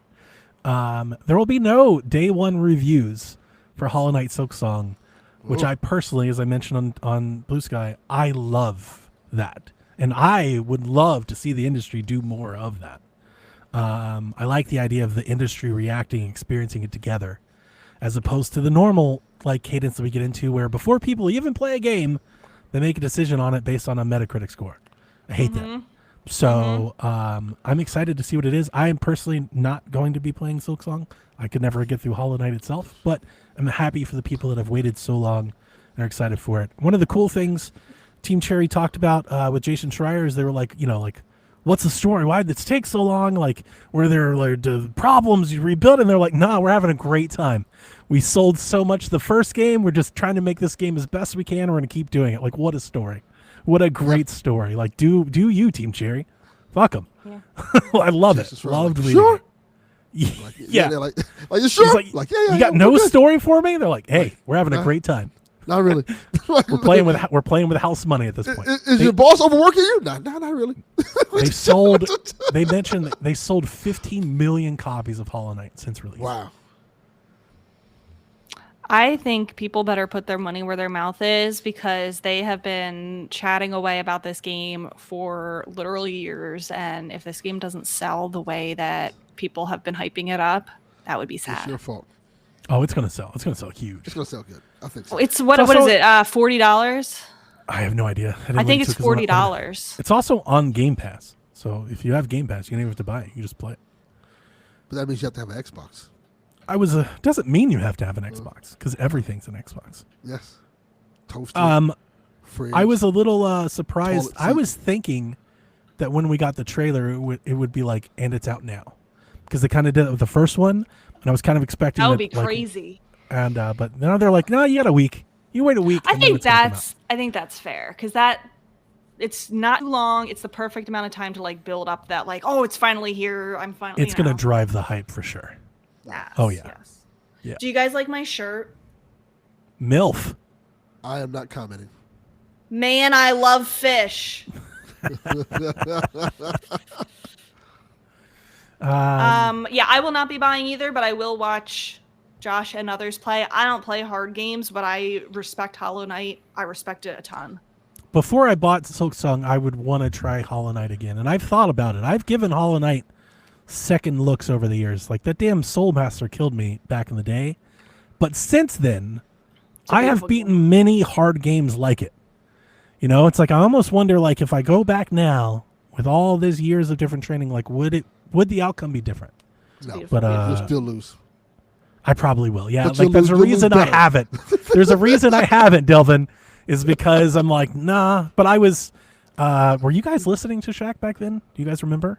This is like early. This is like, but this is like Shaq episode 3 though. Like this is early Shaq. I was there. Because I don't want to take credit for this. I don't think this is like all that important. But for those of you who've been here from the beginning, I know Jason knows this.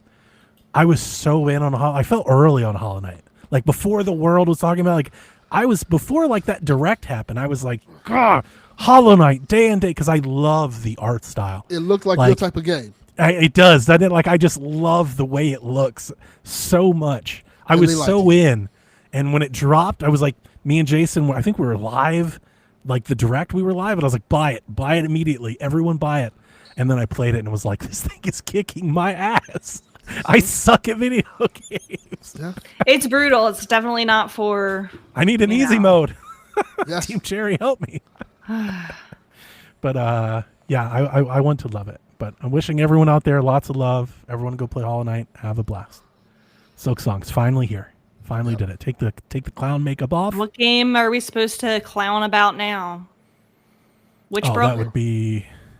Oh, Witchbrook's a good one. I was gonna say. Well, it wouldn't be on Nintendo. I was gonna say Bloodborne. That thing's just been out there forever. People are still bitching about wanting a remaster or a sequel to that. Yeah. And the analog 3D can be the next one. Yeah. That's a good one. That's a good one. As we saw in the list, I wrote down some announcements that we got out of Gamescom. Some of these were in the showcase. So Indiana Jones is confirmed coming to Switch 2 in 2026. Let's go, baby. Nate the Hate went on Reset Era, and he mentioned that Starfield is also coming to Switch 2 next year. I called Starfield. These are two games I could care less about. I love Indiana Jones, so y'all can keep them. I feel like the Starfield hype came and went so fast. Because it wasn't good. That is correct. Because it wasn't very good. But I think it'll find an audience on Switch. Hey, listen, I make fun of it. There are people that love Starfield. I've listened to them. Like, there are people that loved it. Josh played just a lot not enough of them. Most people, it did not hit. It did not help that after all the hype and the launch and the Bethesda purchase and everything, a lot of people were like, "Yo, why is No Man's Sky better than this?" Like that didn't help at all. No Man's Sky is awesome. Yeah, yeah. I figured Starfield was going to be here though. Starfield feels like a game that would be very good multi-platform. I don't think so at all. I worry greatly about both of these coming to Switch 2, given the current state of ports coming to Switch 2. I'm like, I don't think now whether the ports be good or not, that's a different story. Listen, dude, Starfield's not all that great on console, and they're significantly more powerful than Switch 2. Yeah, like that worries me, but I don't care because I wasn't buying them. So I don't really. If they're awful, I don't really care because I'm not buying them. I'm buying Indie. Are you really on Switch 2? Yeah. Are you buying Outlaws still? I don't think I'm buying Outlaws. So what makes you think that Indie's going to be better than Outlaws? Because I love Indie. Indiana Jones, my guy. No, okay, all right, fair enough. So I want a cart. You don't care if it's bad. You're buying it anyway. Yeah, I'm buying the cart for it. That's why. There's nothing wrong with that. I ain't mad at you. Nothing wrong with that. As we mentioned, some performance. There are some stories going around about performance on Switch 2 coming out of Gamescom. Most notably, people that could play hands-on the show floor playing Elden Ring, talking about it's awful. And people were not allowed to record the gameplay, but somebody did, of course, because it's a show floor. And I've seen about 20 minutes of that game running on Switch 2, and it's awful. It's not very good. It's choppy, tons of screen tearing, like everywhere, like every time you move the camera. But it's not out yet, right? Yeah. So it's not out yet. We don't have a date for it yet, so it's in development. Maybe it's not ready yet. Yeah, it was awful before I got the Switch 2, so it's fine. That was a game I really thought the Switch 2 could run very well. And if it's not like that, it's kind of a blow. Well, like I said before, it's these early Switch 2 ports that's going to be not great. So far we've got Madden, FIFA, Outlaws apparently. Outlaws, Elden Ring. I don't know if we count this because, all right, so Final Fantasy VII was also on the show floor. And people were talking about it running at frame rate that wasn't like great. Square Enix has confirmed that it will run at 40 frames a second. So not 30, not 60. I don't like it. It's doing what Cyberpunk's doing. What Nintendo Life said was that they played it and it played very smoothly and it was great. So like I don't want to throw Final Fantasy VII in this group of ports because it feels like it's doing very well. Like it's not as good, but it is good. It's good enough. Yeah. These other ones are not good enough. And the other one I throw in there that we talked about last week, Striking Zero, running at like 900p docked, like not great, So I there remains to be seen. Delvin, I hope you're right. Maybe it's an early on thing. I think it is. The thing that I want to believe you. I want to jump on your side of this because we have others. We have Cyberpunk. We have WWE 2K. Like we have other examples, Street Fighter, of really good ports. So like it can be done. So I don't know. Is it a question of the developers? Is it a question of dev kits? Or is it a question of the Switch 2? Remains to be seen. And Street Fighter runs very good on Switch 2. Street Fighter is great. I tell people all the time, you want to get a game that's a really good port, Street Fighter. Oh, Yakuza is great too. Yes, Yakuza's Like really good. Yeah, those are the ones So I don't know. But keep an eye out. But these big games like Starfield, when I hear about Starfield and I see these things, I'm like, absolutely, like that can't be good. Just super CPU systems, logic-driven gameplay. I don't know about that one. Yeah. Before I move on, Yarden says, Don, did you see a replace development update? I did see it. That game is my Hollow Knight. I've been waiting for that game for 8 years, like a long time. Yeah. But they understand that they said that one of their main developers is enlisted in the Ukraine Armed Forces, and that's one of the big reasons for the delay. Oh, Jesus. Listen, I get it, right? Like, makes sense. But that game looks so beautiful. I really want that game. I really want it. XBS says Chronos footage looked bad. That's interesting because I watched somebody play Chrono, like literally play it, show floor, and it looked fine to me. But I wasn't like, it was over the shoulder kind of footage, but it looked good. I hope it plays good. I was interested in that one. Okay. Batman Legacy of the Dark Knight was announced at Gamescom. It comes to Switch 2 next year. This is an open world Lego Batman game. It's essentially open world Arkham Batman in the style of Lego. Yes. Looks great. With hints of all the best movies. Day one purchase. I'm in. However, I wonder what the Switch port's going to be like. It should be fine. It should be Lego fine. Batman. But on Switch 1, Lego Skywalker was awful. Okay, but isn't the whole reason why we have the Switch 2 is like because like to make these ports better? Like it's so much better than the Switch 1. I don't know why you're worried. Make us better. I'm with you, Rebecca. The reason I'm worried is that so far we have 6 to 8 examples of it not going so well. Yes. That's why I'm worried. I want to live in a world where every game on Switch 2 is fine, but so far we're not in that world. But I'm hoping the Lego game, because I would imagine the Lego game probably right there neck and neck with PlayStation for lead platform. So they should invest into that for Switch 2. He-Man and the Master of the Universe coming soon. Let's fucking go, baby. Delvin Day 1. You get I'm Rebecca? so fucking hyped for this. Beat 'em up He-Man. Are you in? Yeah. You get the Rebecca. This is my most anticipated game. Rebecca, we can play together. I can play as He-Man. You can play as She-Ra. That's it. She-Ra, girl He-Man. It's He-Man's That's correct, cousin. Crawler. We've had a bad kind of string of Lego games on Switch for a minute. So, but I'm hoping Switch 2 It's a fixes side it. scroller beat 'em up with He-Man. That's the main character. He-Man, you can play as Wow. Man-at-Arms. You can play as She-Ra. Amazing. Incredible. Rebecca. Cult of the Lambs expansion Woolhaven comes next year. Pac-Man is coming to Sonic Racing Crossworlds. Sonic Racing Crossworlds is getting Everyone. a multiplayer like test event. I think next weekend, the last weekend of August, like the 29th, 30th, and the 31st. You can play Sonic Racing on Switch 2 that weekend. So I'm definitely going to be trying that out. Crafting Isometric Horror. I hate this place. Comes out November 7th. I threw that in here for you, Delvin. I posted about it in Take Care of Horror. It looks pretty good. Looks good. I'm sorry? Say it looks really good. Oh, okay. Sorry, I'm trying to speed this up so this show isn't 3 hours.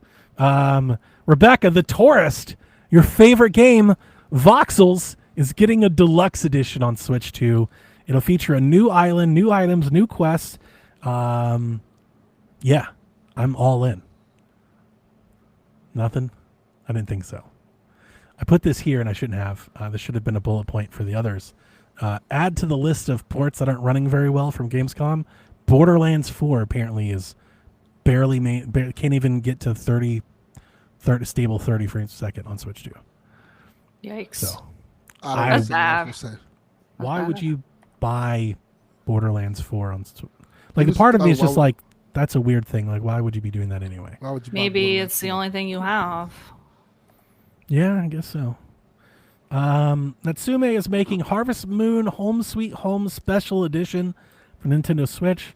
The company has announced it will be available later this year, 2025. No? Oh, I put that one in there for you. Sorry. Well, No, they no, didn't work. no. No, we don't do Natsumi Harvest Moon anymore. Remember? Absalom is launching October 9th. If you don't know what that game is, that is a roguelike beat 'em up. So think like Streets of Rage, roguelike. It looks awesome. And it comes out October 9th. So maybe put that on your wish list. And then I threw this in here. I'm sorry to get a little nostalgic. I don't know if Sean's still in the chat, but he'll understand. Gear Club Unlimited 3 was announced for Nintendo Switch 2 this week as a timed exclusive. Every time I hear that, I can't help but think of Bobby, the Nintendo guru Bobby Pauls. This man, we had like this ongoing feud for like 3 months where he kept trying to make Gear Club like Forza. He was like, this is like the Switch's Forza. And I bought it. And played it. Obviously, it wasn't very good. The new one might be. Like what they showed was just a cinematic trailer, but it looked really good. And I thought of Bobby, and I was like, how awesome would it be if they actually made good on that?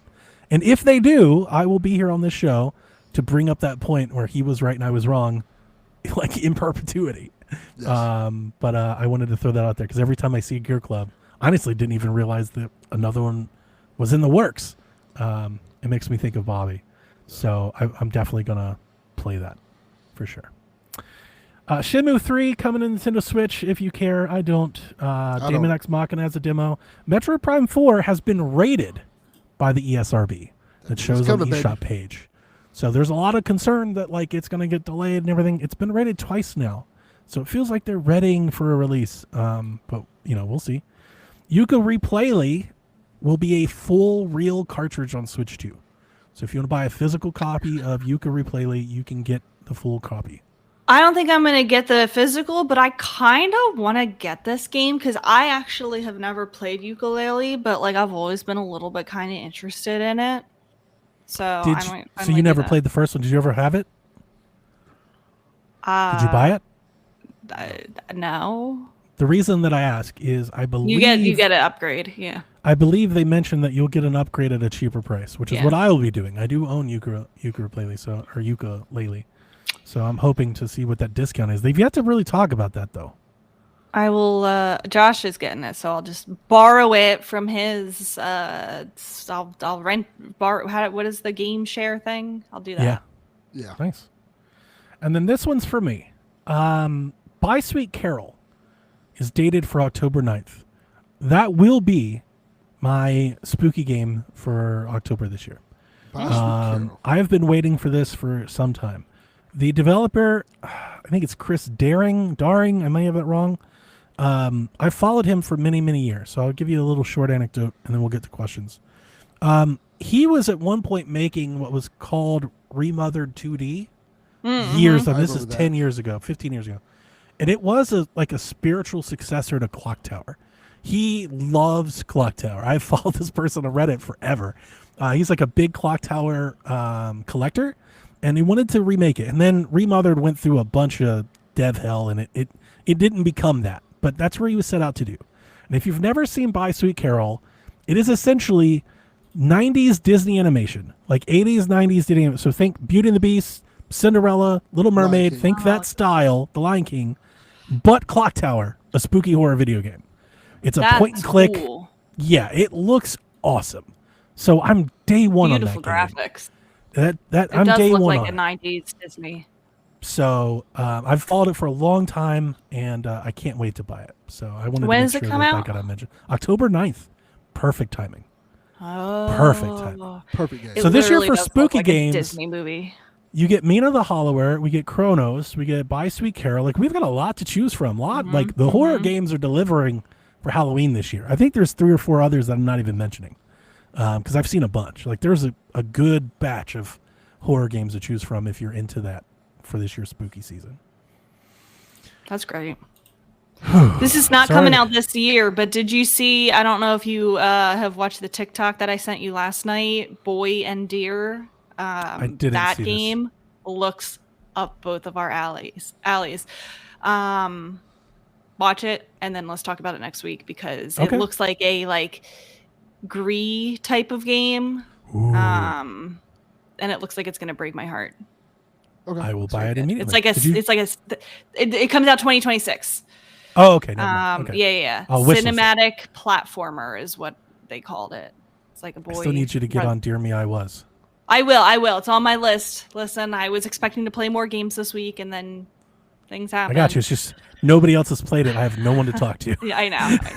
I'll get there. Yarden also sent me a game that's short that I need to play. It's on my list. I will get there. Nice. That's it. That's it. Time for questions directly from you. Starting with Rob. What are your 3 favorite games in the Legend of Zelda series? What do you love about them? What do you think is next for the series? Rob, I just need you to know that that's like naming my 3 favorite children out of a list of 20 children, and it probably changes day by day. Changes every week. Yeah, it's hard. Medi says, be careful when you answer this. People are not going to like my answers. Why don't you start? Okay, I'll Breath start. of the Wild is my favorite Zelda game. Let Delvin start. Okay. Maybe recently biased, but I'm going to say. She's going to make fun of Legend of Zelda again? If you're going to say Tears of the Kingdom, don't start. Well, I bet not start then. Okay, my favorite Zelda game. My favorite Zelda game is Breath of the Wild. It eclipsed my previous favorite Zelda game, which is The Wind Waker. So that'd be my number 2 favorite Zelda game. As much as I want it, like, honestly, if I was answering truthfully, my 3 favorite Zelda game would probably be Ocarina of Time. But because I've already picked 2 3D Zeldas, I want to include a 2D Zelda, and my favorite 2D Zelda is Echoes of Wisdom. So I'm going to go with those 3. I'm going to go with You like Breath it of the more than A Wild. Link Between Worlds? I do. I really, really loved Echoes of Wisdom. I know people did it, and I get it, but it is my favorite Zelda game, Breath of the Wow. Wild, in 2D, and that's awesome. So I'm going Breath of the Wild, Wind Waker, and Echoes of Wisdom. Wow. I respect knew it. that. I really respect that. A Link to the Past, Hell yeah. Ocarina of Time, and Tears of the Kingdom and Breath of the Wild. 'Cause I feel like they're one game. I can see that. I'm okay with that. If you wanted to bundle them together, I get it. Yeah.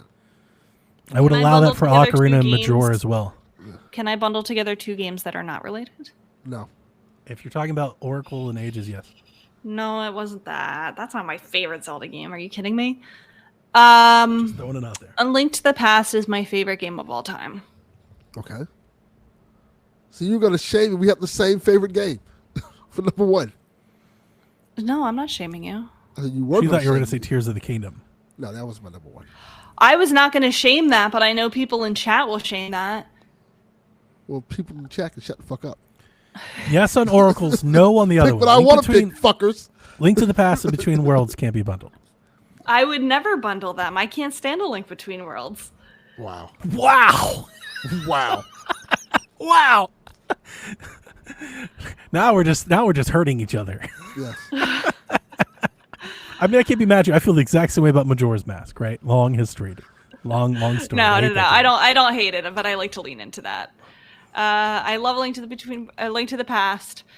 The next 2 are harder because I want to say Ocarina of Time, but I don't think I will. I think I would pick Wind Waker. Right now in this moment of time, I'm feeling like Wind Waker is the better game. Hold up. Garrett said A Link to the Past, A Link Between Yeah, I Worlds, saw and that too. Zelda. Zelda 2? Zelda 2? Do not. There's a reason he's Yeah. not on this Yo, podcast. y'all better not ever shame me and give my Zelda takes when he had That's Zelda a 2 in his bizarre, top wild 3. take. That's not. Yeah. Don't listen to that. Yo, I don't want to ever hear shit ever again. Zelda 2. I feel like I have to say Breath of the Wild is just like how I'm feeling in this moment. So I'm going to say A Link to the Past is the one that doesn't change. Okay. Today I'm going to say Wind Waker and Breath of the Wild. But on other days I might say Ocarina of Time, I might say Minish Cap, I might say Majora's Mask. Okay. Yeah. I will never say Twilight Princess. I will never love say it. Skyward Sword. No. Yeah, definitely not. I love will- Twilight. Twilight's I will- in top 5. I will never 6? say Zelda 2. I will never say Zelda 2. Yeah, that's fair. Rebecca just named that's 30 fair. games. I had to. I respect had it, to. though. You know she didn't respect my He-Man. It's okay. I didn't. No, I'm she sorry. definitely dismissed the shit out of I that. still love you, Sorry. Becca. It's okay. I still I'm love not you hurt. too, Delvin. Don't worry. Yeah, like Maybe Donnie will play with me. I just wanted to make sure I had some 2D representation because I feel like people would give me shit if I picked just 3D games. But like, if I had to pick 3 to play forever, it would be I the respect 3D you games. for picking Echoes of Wisdom because some days I might pick that. I know people feel don't. like I worry about the recency bias that I Same. just like it because it's so new. I'm not so much worried about that. I get why. I understand that it's not popular amongst many. I get it. Yeah. I feel like the case is very easy to make for me. The case for me, with Breath of the Wild being my favorite game, it's pretty clear to understand how I get there to Echoes. Pretty like, yeah, it's just it is that game in 2D form, and I'm not saying it's better than Link to the Past or Link Between Worlds or your favorite 2D Zelda game. I'm telling you that if I had to play one, that'd be the one I'd want to play because I love playing it because it's like Breath of the Wild. It's awesome. I love that game. I loved that game, and yeah, I think maybe I'm a little bit on the outs in that one because people liked it, but a lot of people, I don't want to say they didn't like it, but you know, it seemed like dismissed pretty easily, right? You know, like I don't think people really have big fond feelings for Echoes, and the ending is kind of lame. Like the ending Was bad.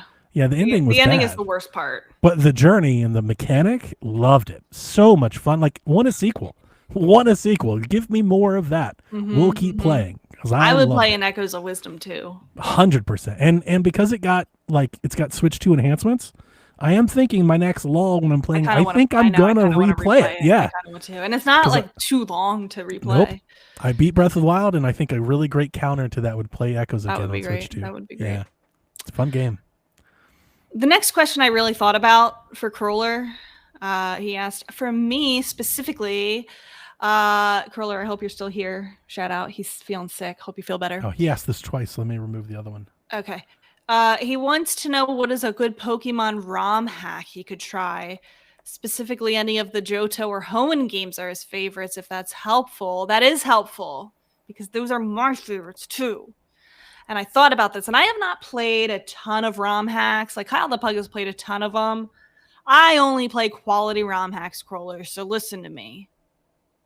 I feel like I'm very qualified to answer this. I have 3 suggestions for you. One of them's not really a ROM hack, but I'm going to count it, okay? This is not in any particular order, so just listen to the explanation for each one. For your Johto fix, Pokemon Anniversary Crystal, okay? It starts off in Kanto, but you will not play all of Kanto. You play a couple gyms, and then there's a plot twist. And it's very interesting, the plot twist. You will be like, whoa, that's different. And then you get thrown into Johto. And it really, I forget all of the things that it does, but it makes Johto like kind of more interesting. It adds like typings, you know, the modern typings and things like that. Like it really modernizes a lot of Johto. So if you're looking for your Johto fix, highly recommend that one. If you're looking for your Hoenn fix, I cannot recommend what? You looking for your Ho fix? Your Ho fix. For Ho fix. Yeah. I cannot recommend more highly Emerald Sea Glass. I talked about this one before. It is beautiful pixel art. Beautiful, beautiful, beautiful game. Just Google Emerald Sea Glass. It is so pretty. You're going to love going back to Hoenn with that game. Also, such a good one. Hoenn. The last one that I will recommend for you is, like I said, it's not really a ROM hack. It's a separate download. It's its own game. This one's crazy. Ready? Pokemon Infinite Fusion. It is Kanto, but the post game is Johto. So you will have the opportunity to go to Johto. If you've never heard of the Infinite Fusion, do you remember the DNA splicers in Black and White 2? Where you splice together Zekrom and Reshiram or whatever? This takes that to the next level where you can fuse any 2 Pokemon together. And there's a huge community. This thing gets updated on a monthly basis with new fusions that artists, like thousands of artists in the community, come together and they do pixel art for this game. And oh my god, it is such a fun game. There's like trainer customization, there's like extra storylines. It makes Kanto way more interesting than the Pokemon Company has ever made Kanto. Wow. That has been one of my favorite Pokemon experiences, and I cannot recommend it more. I played it on Steam Deck. You can play it on your PC or you can play it on your Steam Deck. But it is its own download, so you cannot like play it on like an emulator on like your Analog Pocket or something like that. Have you played? Sorry if you've mentioned this one. Emerald Imperium. I don't know that one. Jack plays that one religiously. That's his game. He's playing on his phone constantly. He's been playing it for like 3 years. So I don't know. Like it's got to be good. He keeps playing it. So yeah. So I am very picky about my ROMs. My ROM hacks. I'm very picky. Yeah. But I'm finding that some of these really good Pokemon ROM hacks are like it's my Pokemon fix. Like it's doing a better job of me enjoying Pokemon than Game Freak is doing. Yeah. The Edge of Allegoria game is kind of giving me that fix. Like I'm still having fun with that one. That's like I don't play a whole like Zelda ROM hacks. Don't play. I don't do that. But this has been how I've been enjoying Pokemon. Kyle the Plug, I've got a mission for you. Find out if any of these awesome ROM hacks that Rebecca's talking about are on 64, and then send it to me. Because I have several ROM hacks for 64. That's like generally where I play them, and would like to play them if they're there. If not, don't worry about it. Yeah, that's a Kyle question. Yeah. So I hope that gives you a good start, Crawler. Let me know if you try any of them and or enjoy any of them. I please let me know because I'm interested in what you think. I wish NSO would give us ROM hack. That's never going to happen. I wish NSO would just give us the actual game. Like that would be a big step forward. Yeah. Can you imagine? They license ROM hacks? That'd be wild. Curler also has a question for Donnie and Delvin. This is definitely not me. I don't know what this is talking about, but he says, I was not expecting all of the Hogan hate. LOL. Turns out his death is being investigated now. Yep. His doctor might have intentionally severed his phrenic nerve. The plot thickens. I don't know anything about that. That's wild if you did. Apparently, Rebecca, Hulk Hogan passed away not too long ago. And they asked us the question. Oh, yeah. Wasn't he like a racist or something? Yeah. Yes. And that's not one just of the a many, racist. Yeah. One of the many reasons to fucking hate Hulk Hogan. Yeah. I just want to speak for the people that maybe didn't know, and I only say this because Kroller goes, I was not expecting all the hate. Yes. All right. Hulk Hogan, known racist, caught in video camera being racist. And saying he's a racist. It's not like he said it on video. When after like he's he got loud and proud about being racist. Yes. When he got on all the turmoil and everything about it was bad, he came back to WWE to work, and when he addressed it to the locker room, instead of telling specifically folks, the black locker room members, instead of saying, "Hey, I'm sorry, I said this," and not, he said, "Hey, watch what happens. Don't get caught on camera." That was like he is a piece of shit, man. I've been trying to tell people this my whole life. Like, man was caught in 4K, and instead of being like, sorry, I'm a racist, guys, he was like, just don't get caught on camera. See what happens? These people are out to get you. I don't feel bad when people like that die. I said... Does that make me a bad person? Well, the day that it happened, Rebecca, I said, best vacation ever. I was on vacation. Yeah. I was like, best vacation ever. Yeah. You know, all the witches are saying that it's going to happen today, by the way. So I keep checking the news. Oh, yeah? Oh, okay. They've been saying for a long time, August 24th. So fingers crossed. Well. So, yeah. He sucks. Oh. He sucks, Okay. yeah. I always feel bad for death, but that's just me being a good Same. person. No, I think... understand that feeling. You're not wanting to dance in somebody else's grave. I get it. But in this case, he's a uniquely piece of shit person. I'm going to allow it. What do you think about what Kroller said his doctor might have intentionally severed his phrenic nerve? What do you got to say about that? I don't want what I want to say to be recorded. In the words of Hulk Hogan, watch out for the cameras that might get you. Yeah. I'm gonna take his advice on this one. All right. I saw a very funny comedy sketch about that whole Hulk Hogan thing, when they were like the paramedics could have did a very funny thing that they did. He was kind of let that they did it with the whole. Because Rebecca, Hulk Hogan's whole thing was when he was wrestling was he gets knocked out or he's in a sleeper hold. Ref lifts his hand up one, it drops down, lifts his hand up again two, lifts his hand up the third time as it goes down. Starts hulking up. Not this time, apparently. All right. Yeah. Okay, moving on. I can't see. Asks, in the Mina the Hollower demo, did anyone play it? I haven't had time. I'm trying, I want to play everything, but also just want to play Donkey Kong, and it's ruining everything. I'm torn between finding 4,000 bananas or playing anything else. The bananas are more. I don't think I'm going to play the demo. I think I'm just going to wait. I know your progress transfer is over, but I don't want to play it and then wait. So I think I'm just going to wait until it comes out. I do get my free copy of the game because I paid $250 4 years ago, however, whenever it was. Yeah. And I get to be in the game, not just the credits. You get to I have to put my name in a form and answer all these questions and stuff. They don't tell you what it is, but it's That's more awesome. than just It's credits. really cool. So, when does this game come out? Halloween. So they need to give you that form and stuff quickly.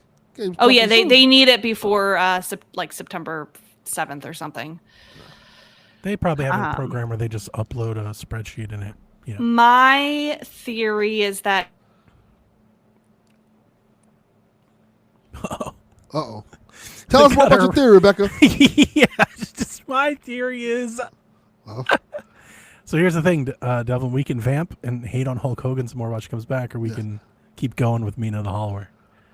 I don't know too much about Mina the Hollow, so fuck Hulk Hogan then. I'm not okay. So I'll keep the conversation until we get Rebecca back. I'm not. I don't think I'm day one on Mina the Hollower. Love Shovel Knight, really I just thought, I don't know, it doesn't do exactly the same thing for me. I think as Shovel Knight, I'm not immediately enamored. Definitely going to get it, just probably not day one. Yeah, I'm looking at this game. I've seen this game before. Yeah, it looks okay. I don't know if I'm going to be day one on it. I think I'll probably be I think it also helps that I know Rebecca's there. I think that helps me a lot when I know you or Delvin or Rebecca's doing something.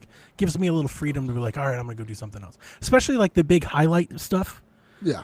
The stuff we should be talking about, knowing that Rebecca will have opinions. Yeah. And there are certain games I can wait on it. I will play that you guys won't play, and there's certain games that she knows we know she'll play. Kind of balances out. I feel without immediately knowing, I feel I've got too many things to play to commit to day one on that yet. Just right now. Because we got what is October? October is Pokemon, right? Yes. So I'm going to be doing that, and that's probably going to take me a long time. Yeah. Is there any one of these questions that Rebecca would not want to answer? We'll see if she comes back. We can go to the next question, and she can follow up with her Mina the Hollower stuff. King Riley Smiley says, question for the show. I'm flying to the UK today with my family for the British Isles cruise. That's pretty sweet. I won't be home until September 8th. My question is, will there be a release date for Metroid Prime 4 by the time I get home? Over under, Delvin. Release date for Metroid Prime by September 8th. I'm going to say yes. Okay. I'm going to be optimistic. I'm going to say yes. This thing's going to be coming out soon. I think probably September, early September is a good time to release it. I like your optimism because, as we just saw with Kirby, they don't have to have a big direct or anything to release a date. They can just get something out there. Correct. I still think a Direct is coming sometime in September. I still actually believe that because they've got a lot of other games to show. But they don't have to, as we saw. They don't have to. They don't. At this point, it's a little weird because they've got a game for October. They got a game for November. Like, I mean, I definitely think you could still drop Metroid Prime 4 in November. You could do Metroid and Kirby. Yeah. That would kind of cannibalize Kirby, but that's probably going to happen anyway. Yeah, it's going to happen regardless. Yeah, like that. Metroid wouldn't necessarily do it. Like a lot of other games could cannibalize Kirby. I'm going to say no. I'm Okay. going to say no because they still got more time. So at this point, what I'm not sure on, the reason I'm going to say no is I'm thinking maybe Metroid Prime is further away than we think. Oh. Not like next year, but like maybe like February. Okay. Like maybe something like that. Maybe it's something like that instead of November. And if that's the case, then maybe they hold it for a little bit. But we'll see. I don't know. It's being rated. Like there's a lot of bad stuff out there online, but it keeps getting rated. So it seems like they're ready for a release. But I don't know. There's just too much up in the air right now with Nintendo. We've got the Hyrule Warriors game out there. We've got Elden Ring out there. We got Final Fantasy VII out there. Like we got a lot of games that don't have dates. So to touch off what Thomas is saying right now, Thomas says, I'm really frustrated they never released Prime 2 and 3. I wanted to play them before 4. I was going to say, what if they release Prime 2 and 3 in that November slot? They definitely can. At any moment, they can do that. It's Prime 2 and 3, and Metroid 4 will come out in February. Yeah. At this point, it's not that I'm not rooting against it. I'm kind of like, I'm taking the field. Yeah. Like, I kind of feel like it's safer bet to just keep pushing than to think it's anytime soon. Yeah. And willing to be, hopefully surprised. I used to say February was like the time to release a game because there wasn't much stuff coming out there, but now it's a lot of February is always stacked now. Kirby Air Riders in November threw me for a loop because I honestly was expecting Kirby Air Riders in before Pokemon. I was thinking that it would be maybe a mid to late September game, and then we would get to Pokemon, and then I was thinking Metroid Prime would be November, and then I was thinking Hyrule Warriors would be December, and the fact that they put Kirby in the November spot now is making me think everything is beyond that window. Now I'm starting to think we go Kirby, and then maybe Hyrule, and then maybe Elden Ring, and then maybe Metroid, right? Yeah. Something like that. I don't know, but that's kind of where my head is at the moment. But we're all just guessing. Nobody freaking knows. Yeah. Nobody knows. Could be tomorrow for all we know. But that's just kind of what I'm thinking at the moment. So Rebecca, before you lost us, you were like, I have a thought or a theory on Mina the Holler, and then we cut you right then and there. We have no idea. You've left us in such suspense. It's not that good. I was just thinking about where in the game the names might be, given the nature and theme of the game, that it may be like a graveyard, and my name will be on a tombstone or something, sure, yeah. And it'll say, the questions that they ask are just kind of make me think that it's going to be here lies Forrest Minish. She enjoyed XYZ, whatever. Gotcha. Cool. She wore a milk and that's shirt easy time. enough for them to just put it. Yeah, that's just easy enough for them to put in, after getting people's info. Okay. We were talking about the next question from King Riley. He's wanting to know, do you think Metroid Prime 4 will be dated before September 8th? No. Yeah, I said no as well. Delvin said yes. So we'll find out in a couple of weeks. And then so now we're on Josh's question. I think we'll get a Hyrule Warriors release date before a Metroid Prime 4 release date. Okay. Generally, what are your thoughts? That's what we were just talking before you came back. What are your thoughts? When do you think that game is coming out? Which game? Metroid Prime 4. What are you leaning at the moment? Because it's been rated 2026. I was saying February. I'm starting to push. I think off. Hyrule Warriors will be January, and okay. I think Metroid Prime 4 will be after that. Okay. I'm kind of thinking the exact same thing. Yeah. Yeah, I was thrown off the fact that Kirby is November. I was thinking Kirby would be September. Mm-hmm. The fact that Kirby is after Pokemon, I was like, wait a minute. So their next run could be a Neither little further in than Metroid I or was Zelda thinking. are going to be September. Yeah. Instead of Yeah, thinking yeah. a September, October, December, I'm now thinking a November, December, January, February thing. Yeah. Cool. All right, Josh wants to know, not my Josh, the PSVG Board of Josh. video Is that game. who Yeah, this is? PSVG Josh. Some random Josh. Yeah, that Josh. Some random. There's a lot of people named Josh. We have Yeah, Josh the lots of people Hyrule named Josh. Laureate. There's a lot of them. Drake and Josh. As a Switch 2 owner and also owner of Mario Kart World and Bonanza, what do I have to look forward to in September and October? What are the must-buys? Well, I know my must buys, but I'm assuming Josh's are very different. All right, so let me paint the land here for you guys to chime in. So Board of Video Games Josh has every console. He's got PlayStation. I think he's got Steam Deck. He's got definitely an Xbox. He's got Game Pass and a Switch 2. So like, I definitely want to say, especially for Josh who loves like Hades and roguelikes and stuff, I definitely like, hey man, Hollow Knight Silksong right there, game of the year. Josh has got Game Pass, probably just going to play it on Xbox if I had to guess. So like if you're really thinking of like the Switch 2 as like an exclusives machine because you have everything else, it's not great. There's not a whole lot of like system exclusives. You know, it really depends on how into Pokemon and Kirby you are. Because like for us, and I think Nintendo faithful, Pokemon's the big one. We got Pokemon right in the middle of October, and that's going to be the big game. But if you're not into Pokemon, like Josh is into Pokemon, then you got to kind of find some of these indies or third parties to get into. Yeah. So for me, because I can only answer my own, I got a lot of games that I'm really excited about. Starting with everybody's Hot Shots Golf. We are like 10 days away. Cannot wait to play it. Bought the physical version. We'll buy the digital version on PC so I can play immediately while I wait for my physical copy to come. Would like to know what that game looks like running on Switch 2. Have yet to see any footage of that at all.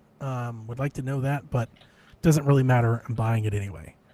I'm also getting Daemon X Machina. So if you want like some mech battling, open world, kind of stuff, you can do that. I'm going to get NBA 2K on Switch. I will also get Pac-Man Repack 2.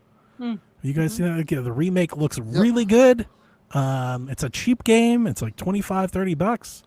So I'm definitely grabbing that. I had the original PS2 as a kid. Oh, I really? didn't like it. Oh, okay. Yeah. I thought you were being like, I loved it. You're like, no, I hated it. No, it was a piece of shit. Even as a kid, I liked everything. Except Except for that. that one. Except that.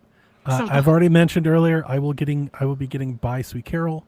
Goodbye Sweet Carol for sure. That's a day one for me.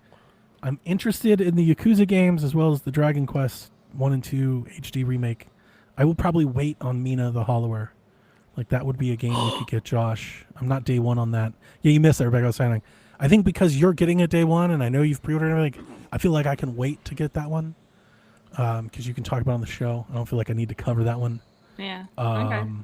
So that's kind of where I am with like my short-term kind of Switch games. What about you guys? I have no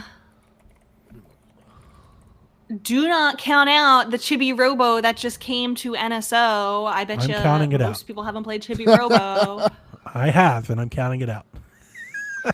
I would rather play Pac-Man. Does Josh like a Pokemon Za? Is he a Pokemon I person? don't think Josh is a Pokemon fan. Maybe his son. I don't think I've ever heard him talking about Pokemon in a positive light. It's like it's tough. Then It's like if you, I wouldn't tell someone to get that if they are not into like if you buy a Switch only for Switch exclusives, like you're gonna wait a minute. Yeah. Like they're coming, but you're gonna have to, you're gonna now listen. You're gonna get a lot more in 6 months than PlayStation's gonna give you. So I'm not telling you it's bad. I'm just telling you it's October, November. It's a little bit away. You gotta give it a minute. Give them 8 weeks. Like they'll get there, but they're a little out at the moment. Chronos the New Dawn. I think there's Chronos. Yeah. it's just like a lot of smaller games, like I feel like there's stuff that you're interested in no matter what. Like if you're not interested in Hollow Knight, maybe you're interested in I forget what else we said. I don't know. I'm trying to think of what I'm going to be playing. Because if you're I'm going to be Hollow Knight, I want to you be could get catching Mina. up on stuff. The Hollow is Yeah. good. There's also it's like Little Nightmares 3. I think is a big one that's coming out for Switch 2, like day and date. That's coming out alongside everything else. It's just Switch 2 right now is not the device to have only for exclusives right now. Yes.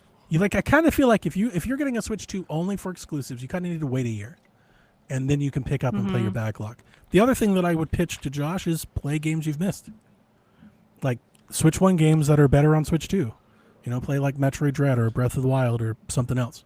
Like you can Metroid Prime. I feel like there's always stuff to play. Yeah, there's always stuff to play.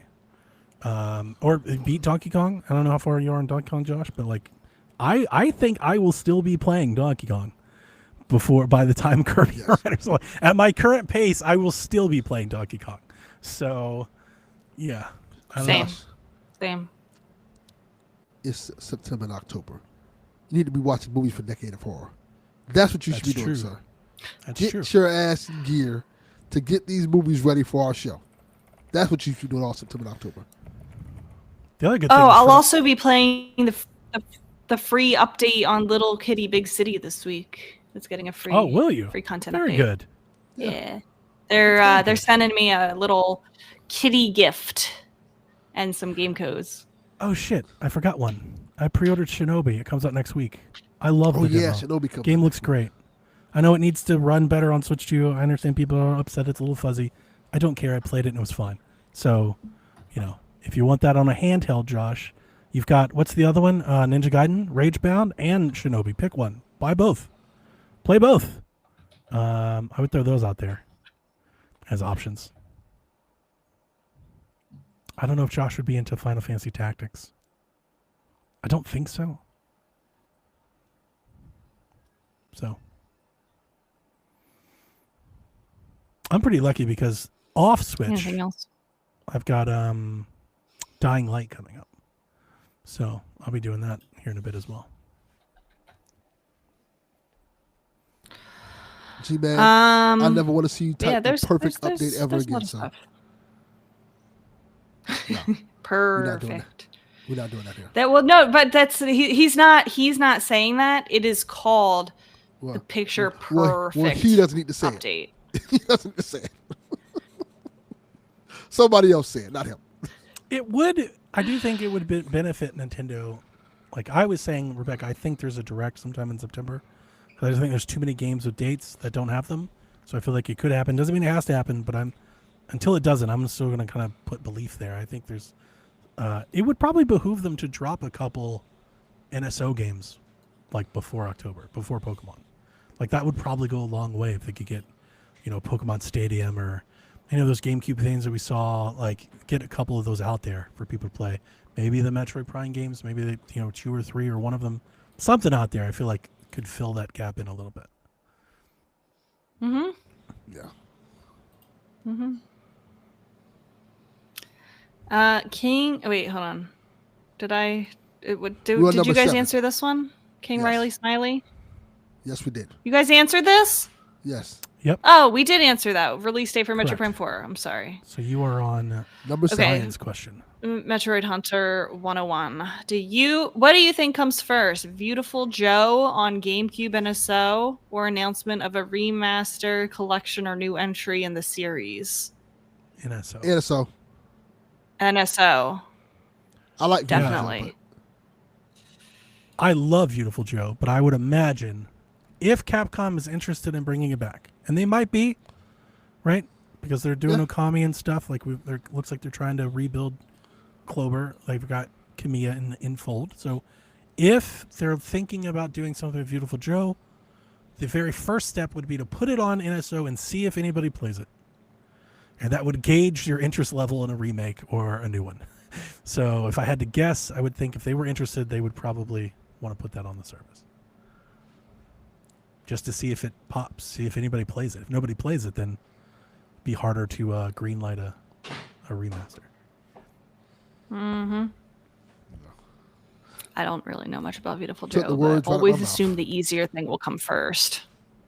You gotta put it out there, get a feel for people, see if they want to play. Beautiful Joe's awesome. Yeah, Beautiful. Yeah, great game. Beautiful Joe, unlike Chibi Robo, if Beautiful Joe dropped NSO, I would immediately stop what I'm doing and start the NSO app, and like I would immediately start playing Beautiful Joe. G man, I don't hate you. I only hate Kyle the Puck. That's it.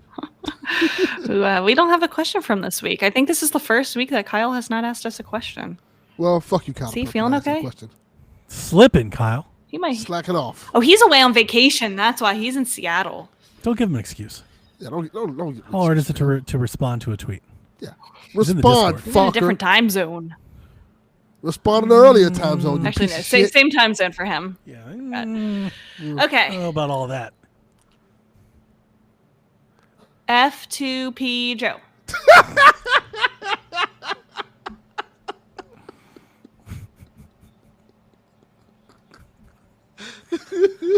Damn, Joe can't catch a break. Delvin hates Kyle. She hates Joe. Who do I hate? I need to create a villain. I know. That's a good. Is it point. Yarden? You, Derek. Derek Bittner. Yeah. Oh fuck yeah, Derek. fuck Derek. Fucking Derek. Yeah. Fucking Derek. Free to play Joe asks, what does Shaq think about the recent trend of third-party ports on Switch? I know Donnie, in particular ways, was very hopeful for better third-party support on Switch 2. Hype put out? No, hype is not gone. I don't. Hope is not lost. Yeah, I I don't think it's play too early. games. Like I've been saying, it's too Listen, Madden is not great, but Madden's not bad either. I think, like Madden's just 30. And there's nothing wrong with, like, 30 FPS Madden is fine. I'm just not going to pay $70 for 30. Yeah. Like, I will wait for a sale. Because guess what? Madden would be like $25 on Black Friday. I'll buy it then. Yeah. I can I wait. lived through MK1. and Yeah. WWE 2K. I've seen bad ports. I do think some of these ports, some of these games that are being chosen for being ports, I don't think are the best choices, and I'm wondering why that's agree. happening. Like, why is Outlaws and Starfield? Like, why are we going there? I There's think Outlaws is a good choice, but they just didn't. Not if they it's just didn't depending on if it depends on ray tracing to run Delvin, it's not a good choice. Yeah, they just fucked I up. think They- Assassin's Creed Mirage would have been a better choice. Yeah. I think Far Cry 5 would have been like Ubisoft has a bunch of games they could have done that I think would have been better than this. I think they went towards games that they thought would sell well. I honestly think Avatar would have been a better choice than No, then Outlaws. Yeah, I know you don't care, but I'm then I talking did a about like heel- out in a full heel turn on that one. but Avatar runs really well. I won't find Like out. I'm trying to figure out why we're picking these games that really need lots of hardware to run on Switch 2. This seems like bad choices. That's so, a fair point. That's fair. I don't fair think point. this is all games. I don't. This is not all games. It's just these games. These aren't the best choices. I think these games should have took a little bit more time to put. If they want to do these games, take a little bit more time with them. 100%. Madden. I have no doubt in my mind that Madden can run at 60 frames on Switch 2. No doubt. It just requires more work. Yeah. And I think that's the issue. Is EA 27 doesn't of Madden is going to be good. Yeah, EA doesn't. That's gonna be the one. Exactly. So I've not lost hope. Play WWE 2K, and you'll see the hope is there. 2K is great. Street Fighter's great. Cyberpunk's great. There's Yakuza's I think great. 2K26 is going to be great. If it is, I'm day one. If 2K26 is what I expect it to be, day one purchase. So don't lose hope yet. It's just early. It is early. I also don't want to dismiss this. Yeah. But there's a lot of things we don't know. One of the things that I'm starting to really, Digital Foundry's been talking about a lot. It's starting, I think, to make its way out there. There are not a lot of games using DLSS on Switch 2. None of the Nintendo games are. Some of these third-party ports aren't. And you're wondering, like, why? Why wouldn't you use the game that could help, like this feature that could help you? And I'm starting to wonder, like, is it just not supported via these folks' engines, and or is it a little wonky in Nintendo's SDK? Like, have they not really fully got this thing realized yet? I don't know, but it's becoming a pattern. You're like, why isn't it there? Didn't we get reports about these companies getting Switch 2 late? Well, dev kits for sure. Yeah. Dev kits late, so that could play a part or two as well. It could. Very well so, could. like I say, some of this stuff's going to take a little bit more time to get to. Yep. So I have not lost hope yet. But, like Borderlands, Yeah. Well, Borderlands, I'm not buying. A lot of these games, I honestly, it's real easy for me to dismiss because a lot of these games I wasn't going to play. You know, Borderlands, Elden Ring, like, I'm glad they're there for you to play them, but if you were expecting to be on par or as good as the others, I feel like that's an unreasonable expectation. It's a tablet. See, yeah. And see, that's my thing. I never expected them to be on par with the PS5 version. I just thought it'd be just really decent ports that I can play on the go. That's how I looked at it. So. And I think Madden is that. I think Madden is a decent port you can play on the go. It's not great, but it's a decent port. Yeah, like how I felt about the Steam Deck. Like, I know this is going to be one for one the PS5 version of the game, but this is good enough to take on the go with me. Yeah, I think Outlaws are going to be worse than that, but I think Madden is that. Yeah. Yeah. I agree. I can't see I this. Does feel like agree. the early adopters phase. Thank you, Rebecca. What I would like to, before we move on, the point that I would like to make out of this is something we talked about as this thing was launching. The Switch 2 is more powerful than I ever thought it'd be. Like, I never thought it would run Cyberpunk the way that it does. I never thought that was on the card. I honestly never thought 4K, even upscaled, was in the cards. And I thought it'd be a 1080p machine. So it's better than I thought. However, I told you, Delvin, that I did not think that we were done with like the Switch 1 port situation on Switch 2. Correct. It's too far away from the rest, right? Like from the RAM and everything else. Like it cannot run everything. Even now, with the it can't. upgrades. Yeah, it can't. Yeah. So it's not that. So if you're buying a Switch 2 for that, not the best decision, right? Like if you want that, you need something else with the Switch 2. I definitely think in the years to come, like the Switch 1, the Switch 2 will be a place for highly optimized ports, but mainly first-party software and indie games. So, Yeah. yeah, we're not out of those woods yet. Mm-hmm. So give it another year or two. Maybe. Moving on to Sleepy Gamer asked, what are some games that have caught your attention, but you know you will probably not get? For me, that's Hollow Knight. Yeah, I'm on the same boat. Probably not getting Hollow Knight. I don't know. I do think I'm gamer whore.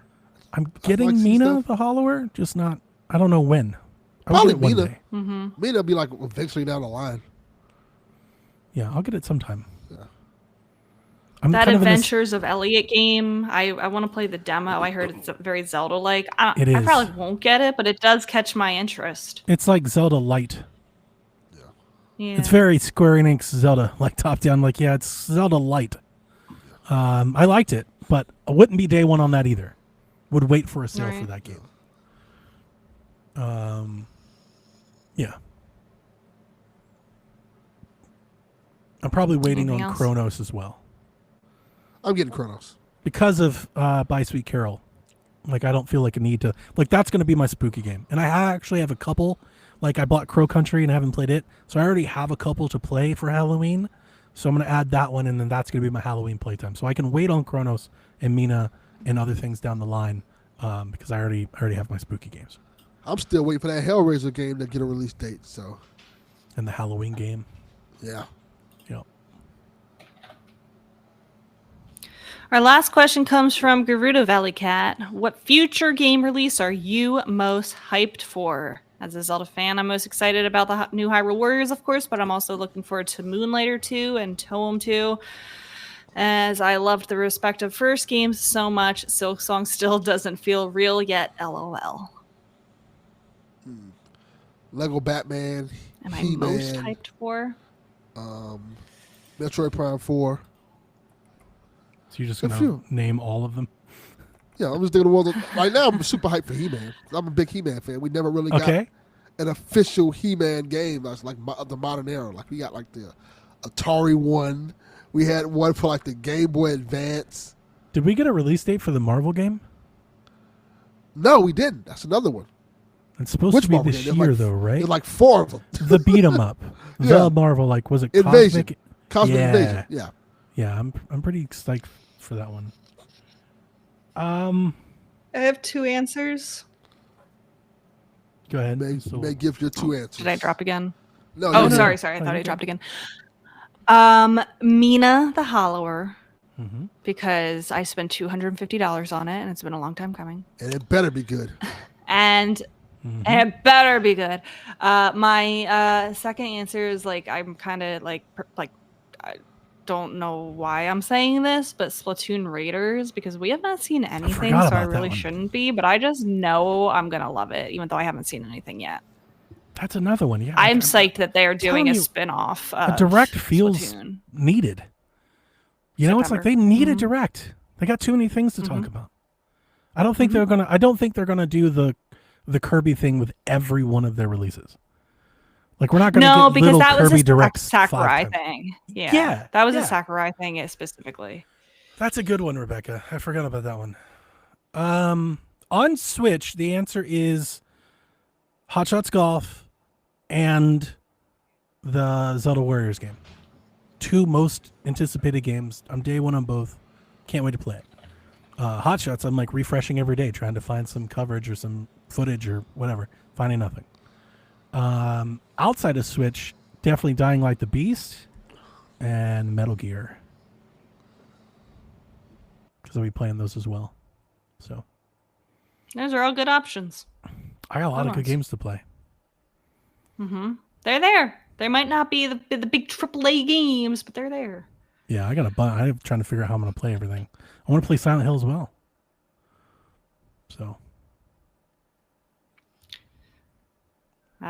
The one thing I will be doing today is calling Verizon or chatting Verizon because I can feel this connection not being stable. I'm telling you, the wire you got to plug in. Yes. Or get a booster. It shouldn't be like this though. It shouldn't be like booster this. Be good. Get a Wi-Fi booster. I'm chatting them, telling them to come replace the router. That's what I know it is. Yeah. Okay, fair enough. Well, if it doesn't fix it, because you're in a new place, a new environment, you have no idea how the Wi-Fi is moving through those walls and everything you have in your rooms. So, like, the first thing I would do is plug in to see if it's better. Because if you plug in, it's not the router. There's no wall. It's right there. There's no wall. So that's what I'm saying. If you can plug in and it works and you have no problems, then it's not the router. Right? And then what I would do is I would look to have Wi-Fi boosters. See if you can boost the Wi-Fi. Yeah. Or just kidnap the CEO of or Verizon. Call Verizon. No, I pay enough money. I pay enough money that this should not be an issue. I agree. Right. I shouldn't have to buy a booster. I shouldn't have to wire it. Like, I pay for the highest tier that they have. Like, I'm not going to Karen it, but like you gotta Karen that shit never sometime. had a problem before I moved, so there's clearly an issue. Yeah. Look, I'm gonna say this, and this will be a little controversial. Sometimes you need a white woman around to carry some shit up for you. You do. Like, sometimes you gotta have her around. Like, excuse me, sir, I have been injustice. I'm here for it, Rebecca. Get another free TV.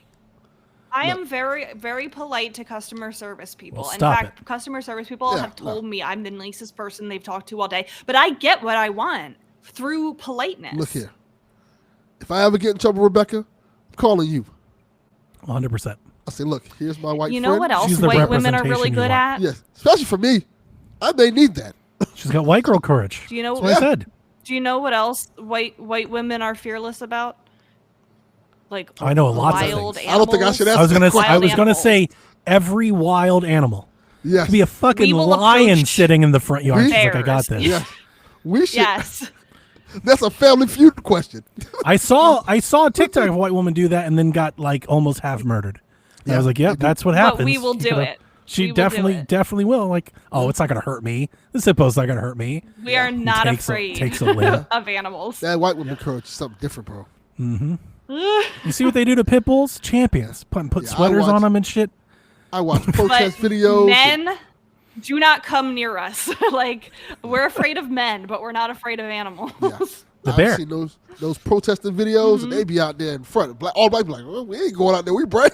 Oh, yeah. We were like, we you will not touch him. Like, yeah. Fucking go, lady. Who the fuck do you think you are? You don't talk to me. 100%. The white girl courage. Do it, lady. I told that about you, Rebecca. We were on PSVG, and we were talking about something about that, and I mentioned that. I was like, Rebecca's got white girl courage. It's different. And Dev died laughing. He died laughing. I was like, that's a thing. What are you talking? You don't know that? Yes. That's a real thing. It's different.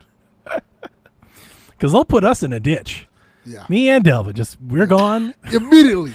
Nobody without comes and question. finds us. Man, a white girl's missing. Fucking the news, the country, documentaries, like all Pictures everywhere. TV shows about her missing. She might be just fine. She might be at her baby daddy house. John Walsh is coming out. Yeah. We have to find her. You know, like Yeah. Us. candlelight vigils and shit. We just disappear. Like who? Who? Delvin who? Who? Nah, he's gone. I don't know. Never. Just Heard one of him. week I was just not on the podcast. He had a family and everything. Move I on. don't know what you're talking about. Like, who? Nah. Yeah. Love it. Facts. Well, that was our last question. What a show. Long show. Rebecca, you would go on 1 week and people was This was a asking, good still one. ask the question where Rebecca went. I thought she was about to Elena us. Sorry. We're pretty close there for a minute. I'm No, scared. no. This Like is 1 week. I becomes told you 2. I that was like, my uh-oh. last one. I'm just. Nope. I told you that was my last one. I wouldn't am do not that. going anywhere. This was my second coffee today, which is why I You've had a rough was, week. You deserve it. Yeah. Do it, lady.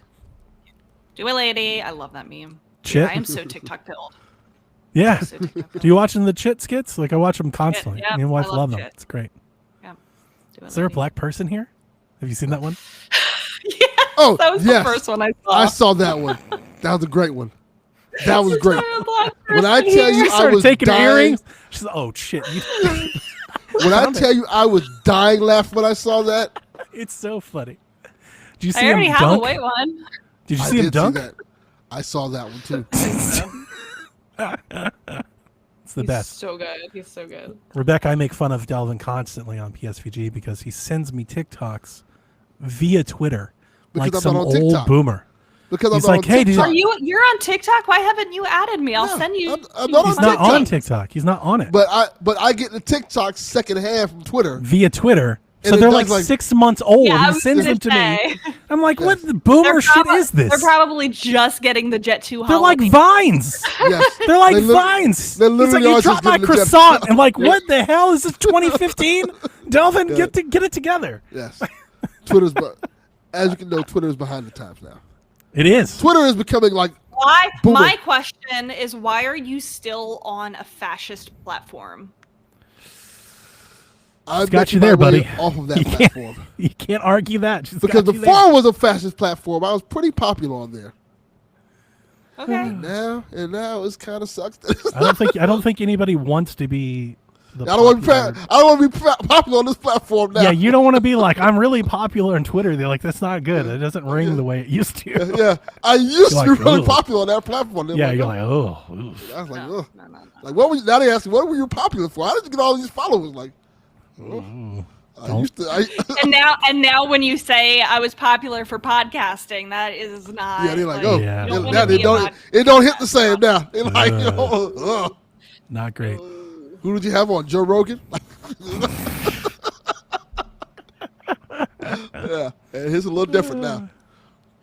Wow, what a Alright, show. Well, I'm gonna go. I wish that the thing that the witches predicted happened while we were on the podcast, but I want it to happen at all. So I think we'll know. Keep brewing. Keep the candles. Keep doing your thing. Keep trying. I'm gonna go hit up Verizon. I'll let you guys know what happens. Let us know. I'm gonna Let us know go if we can cut help. grass and play more Donkey Kong. Yeah, we'll Nice. cut grass too. My yard is hot. Honestly, the only game, Josh. I keep thinking about just play Donkey Kong. You don't have to buy another damn game. Just keep playing Donkey Kong. Yeah, that's a good point. Even if you beat You it, probably just keep haven't playing. 100% of it yet. Yeah. Keep finding bananas. They're everywhere. Yeah. So, That's what she said. facts. Have a good week, Koopalings. Keep us educators in your mind as we go back to school this week. Good luck with them badass kids. Yeah, that's not hope. No hope there. Godspeed, Rebecca. Godspeed. Whenever you're ready. All right. This is Frederick from Fire Emblem Awakening. And I forgot the line already. What?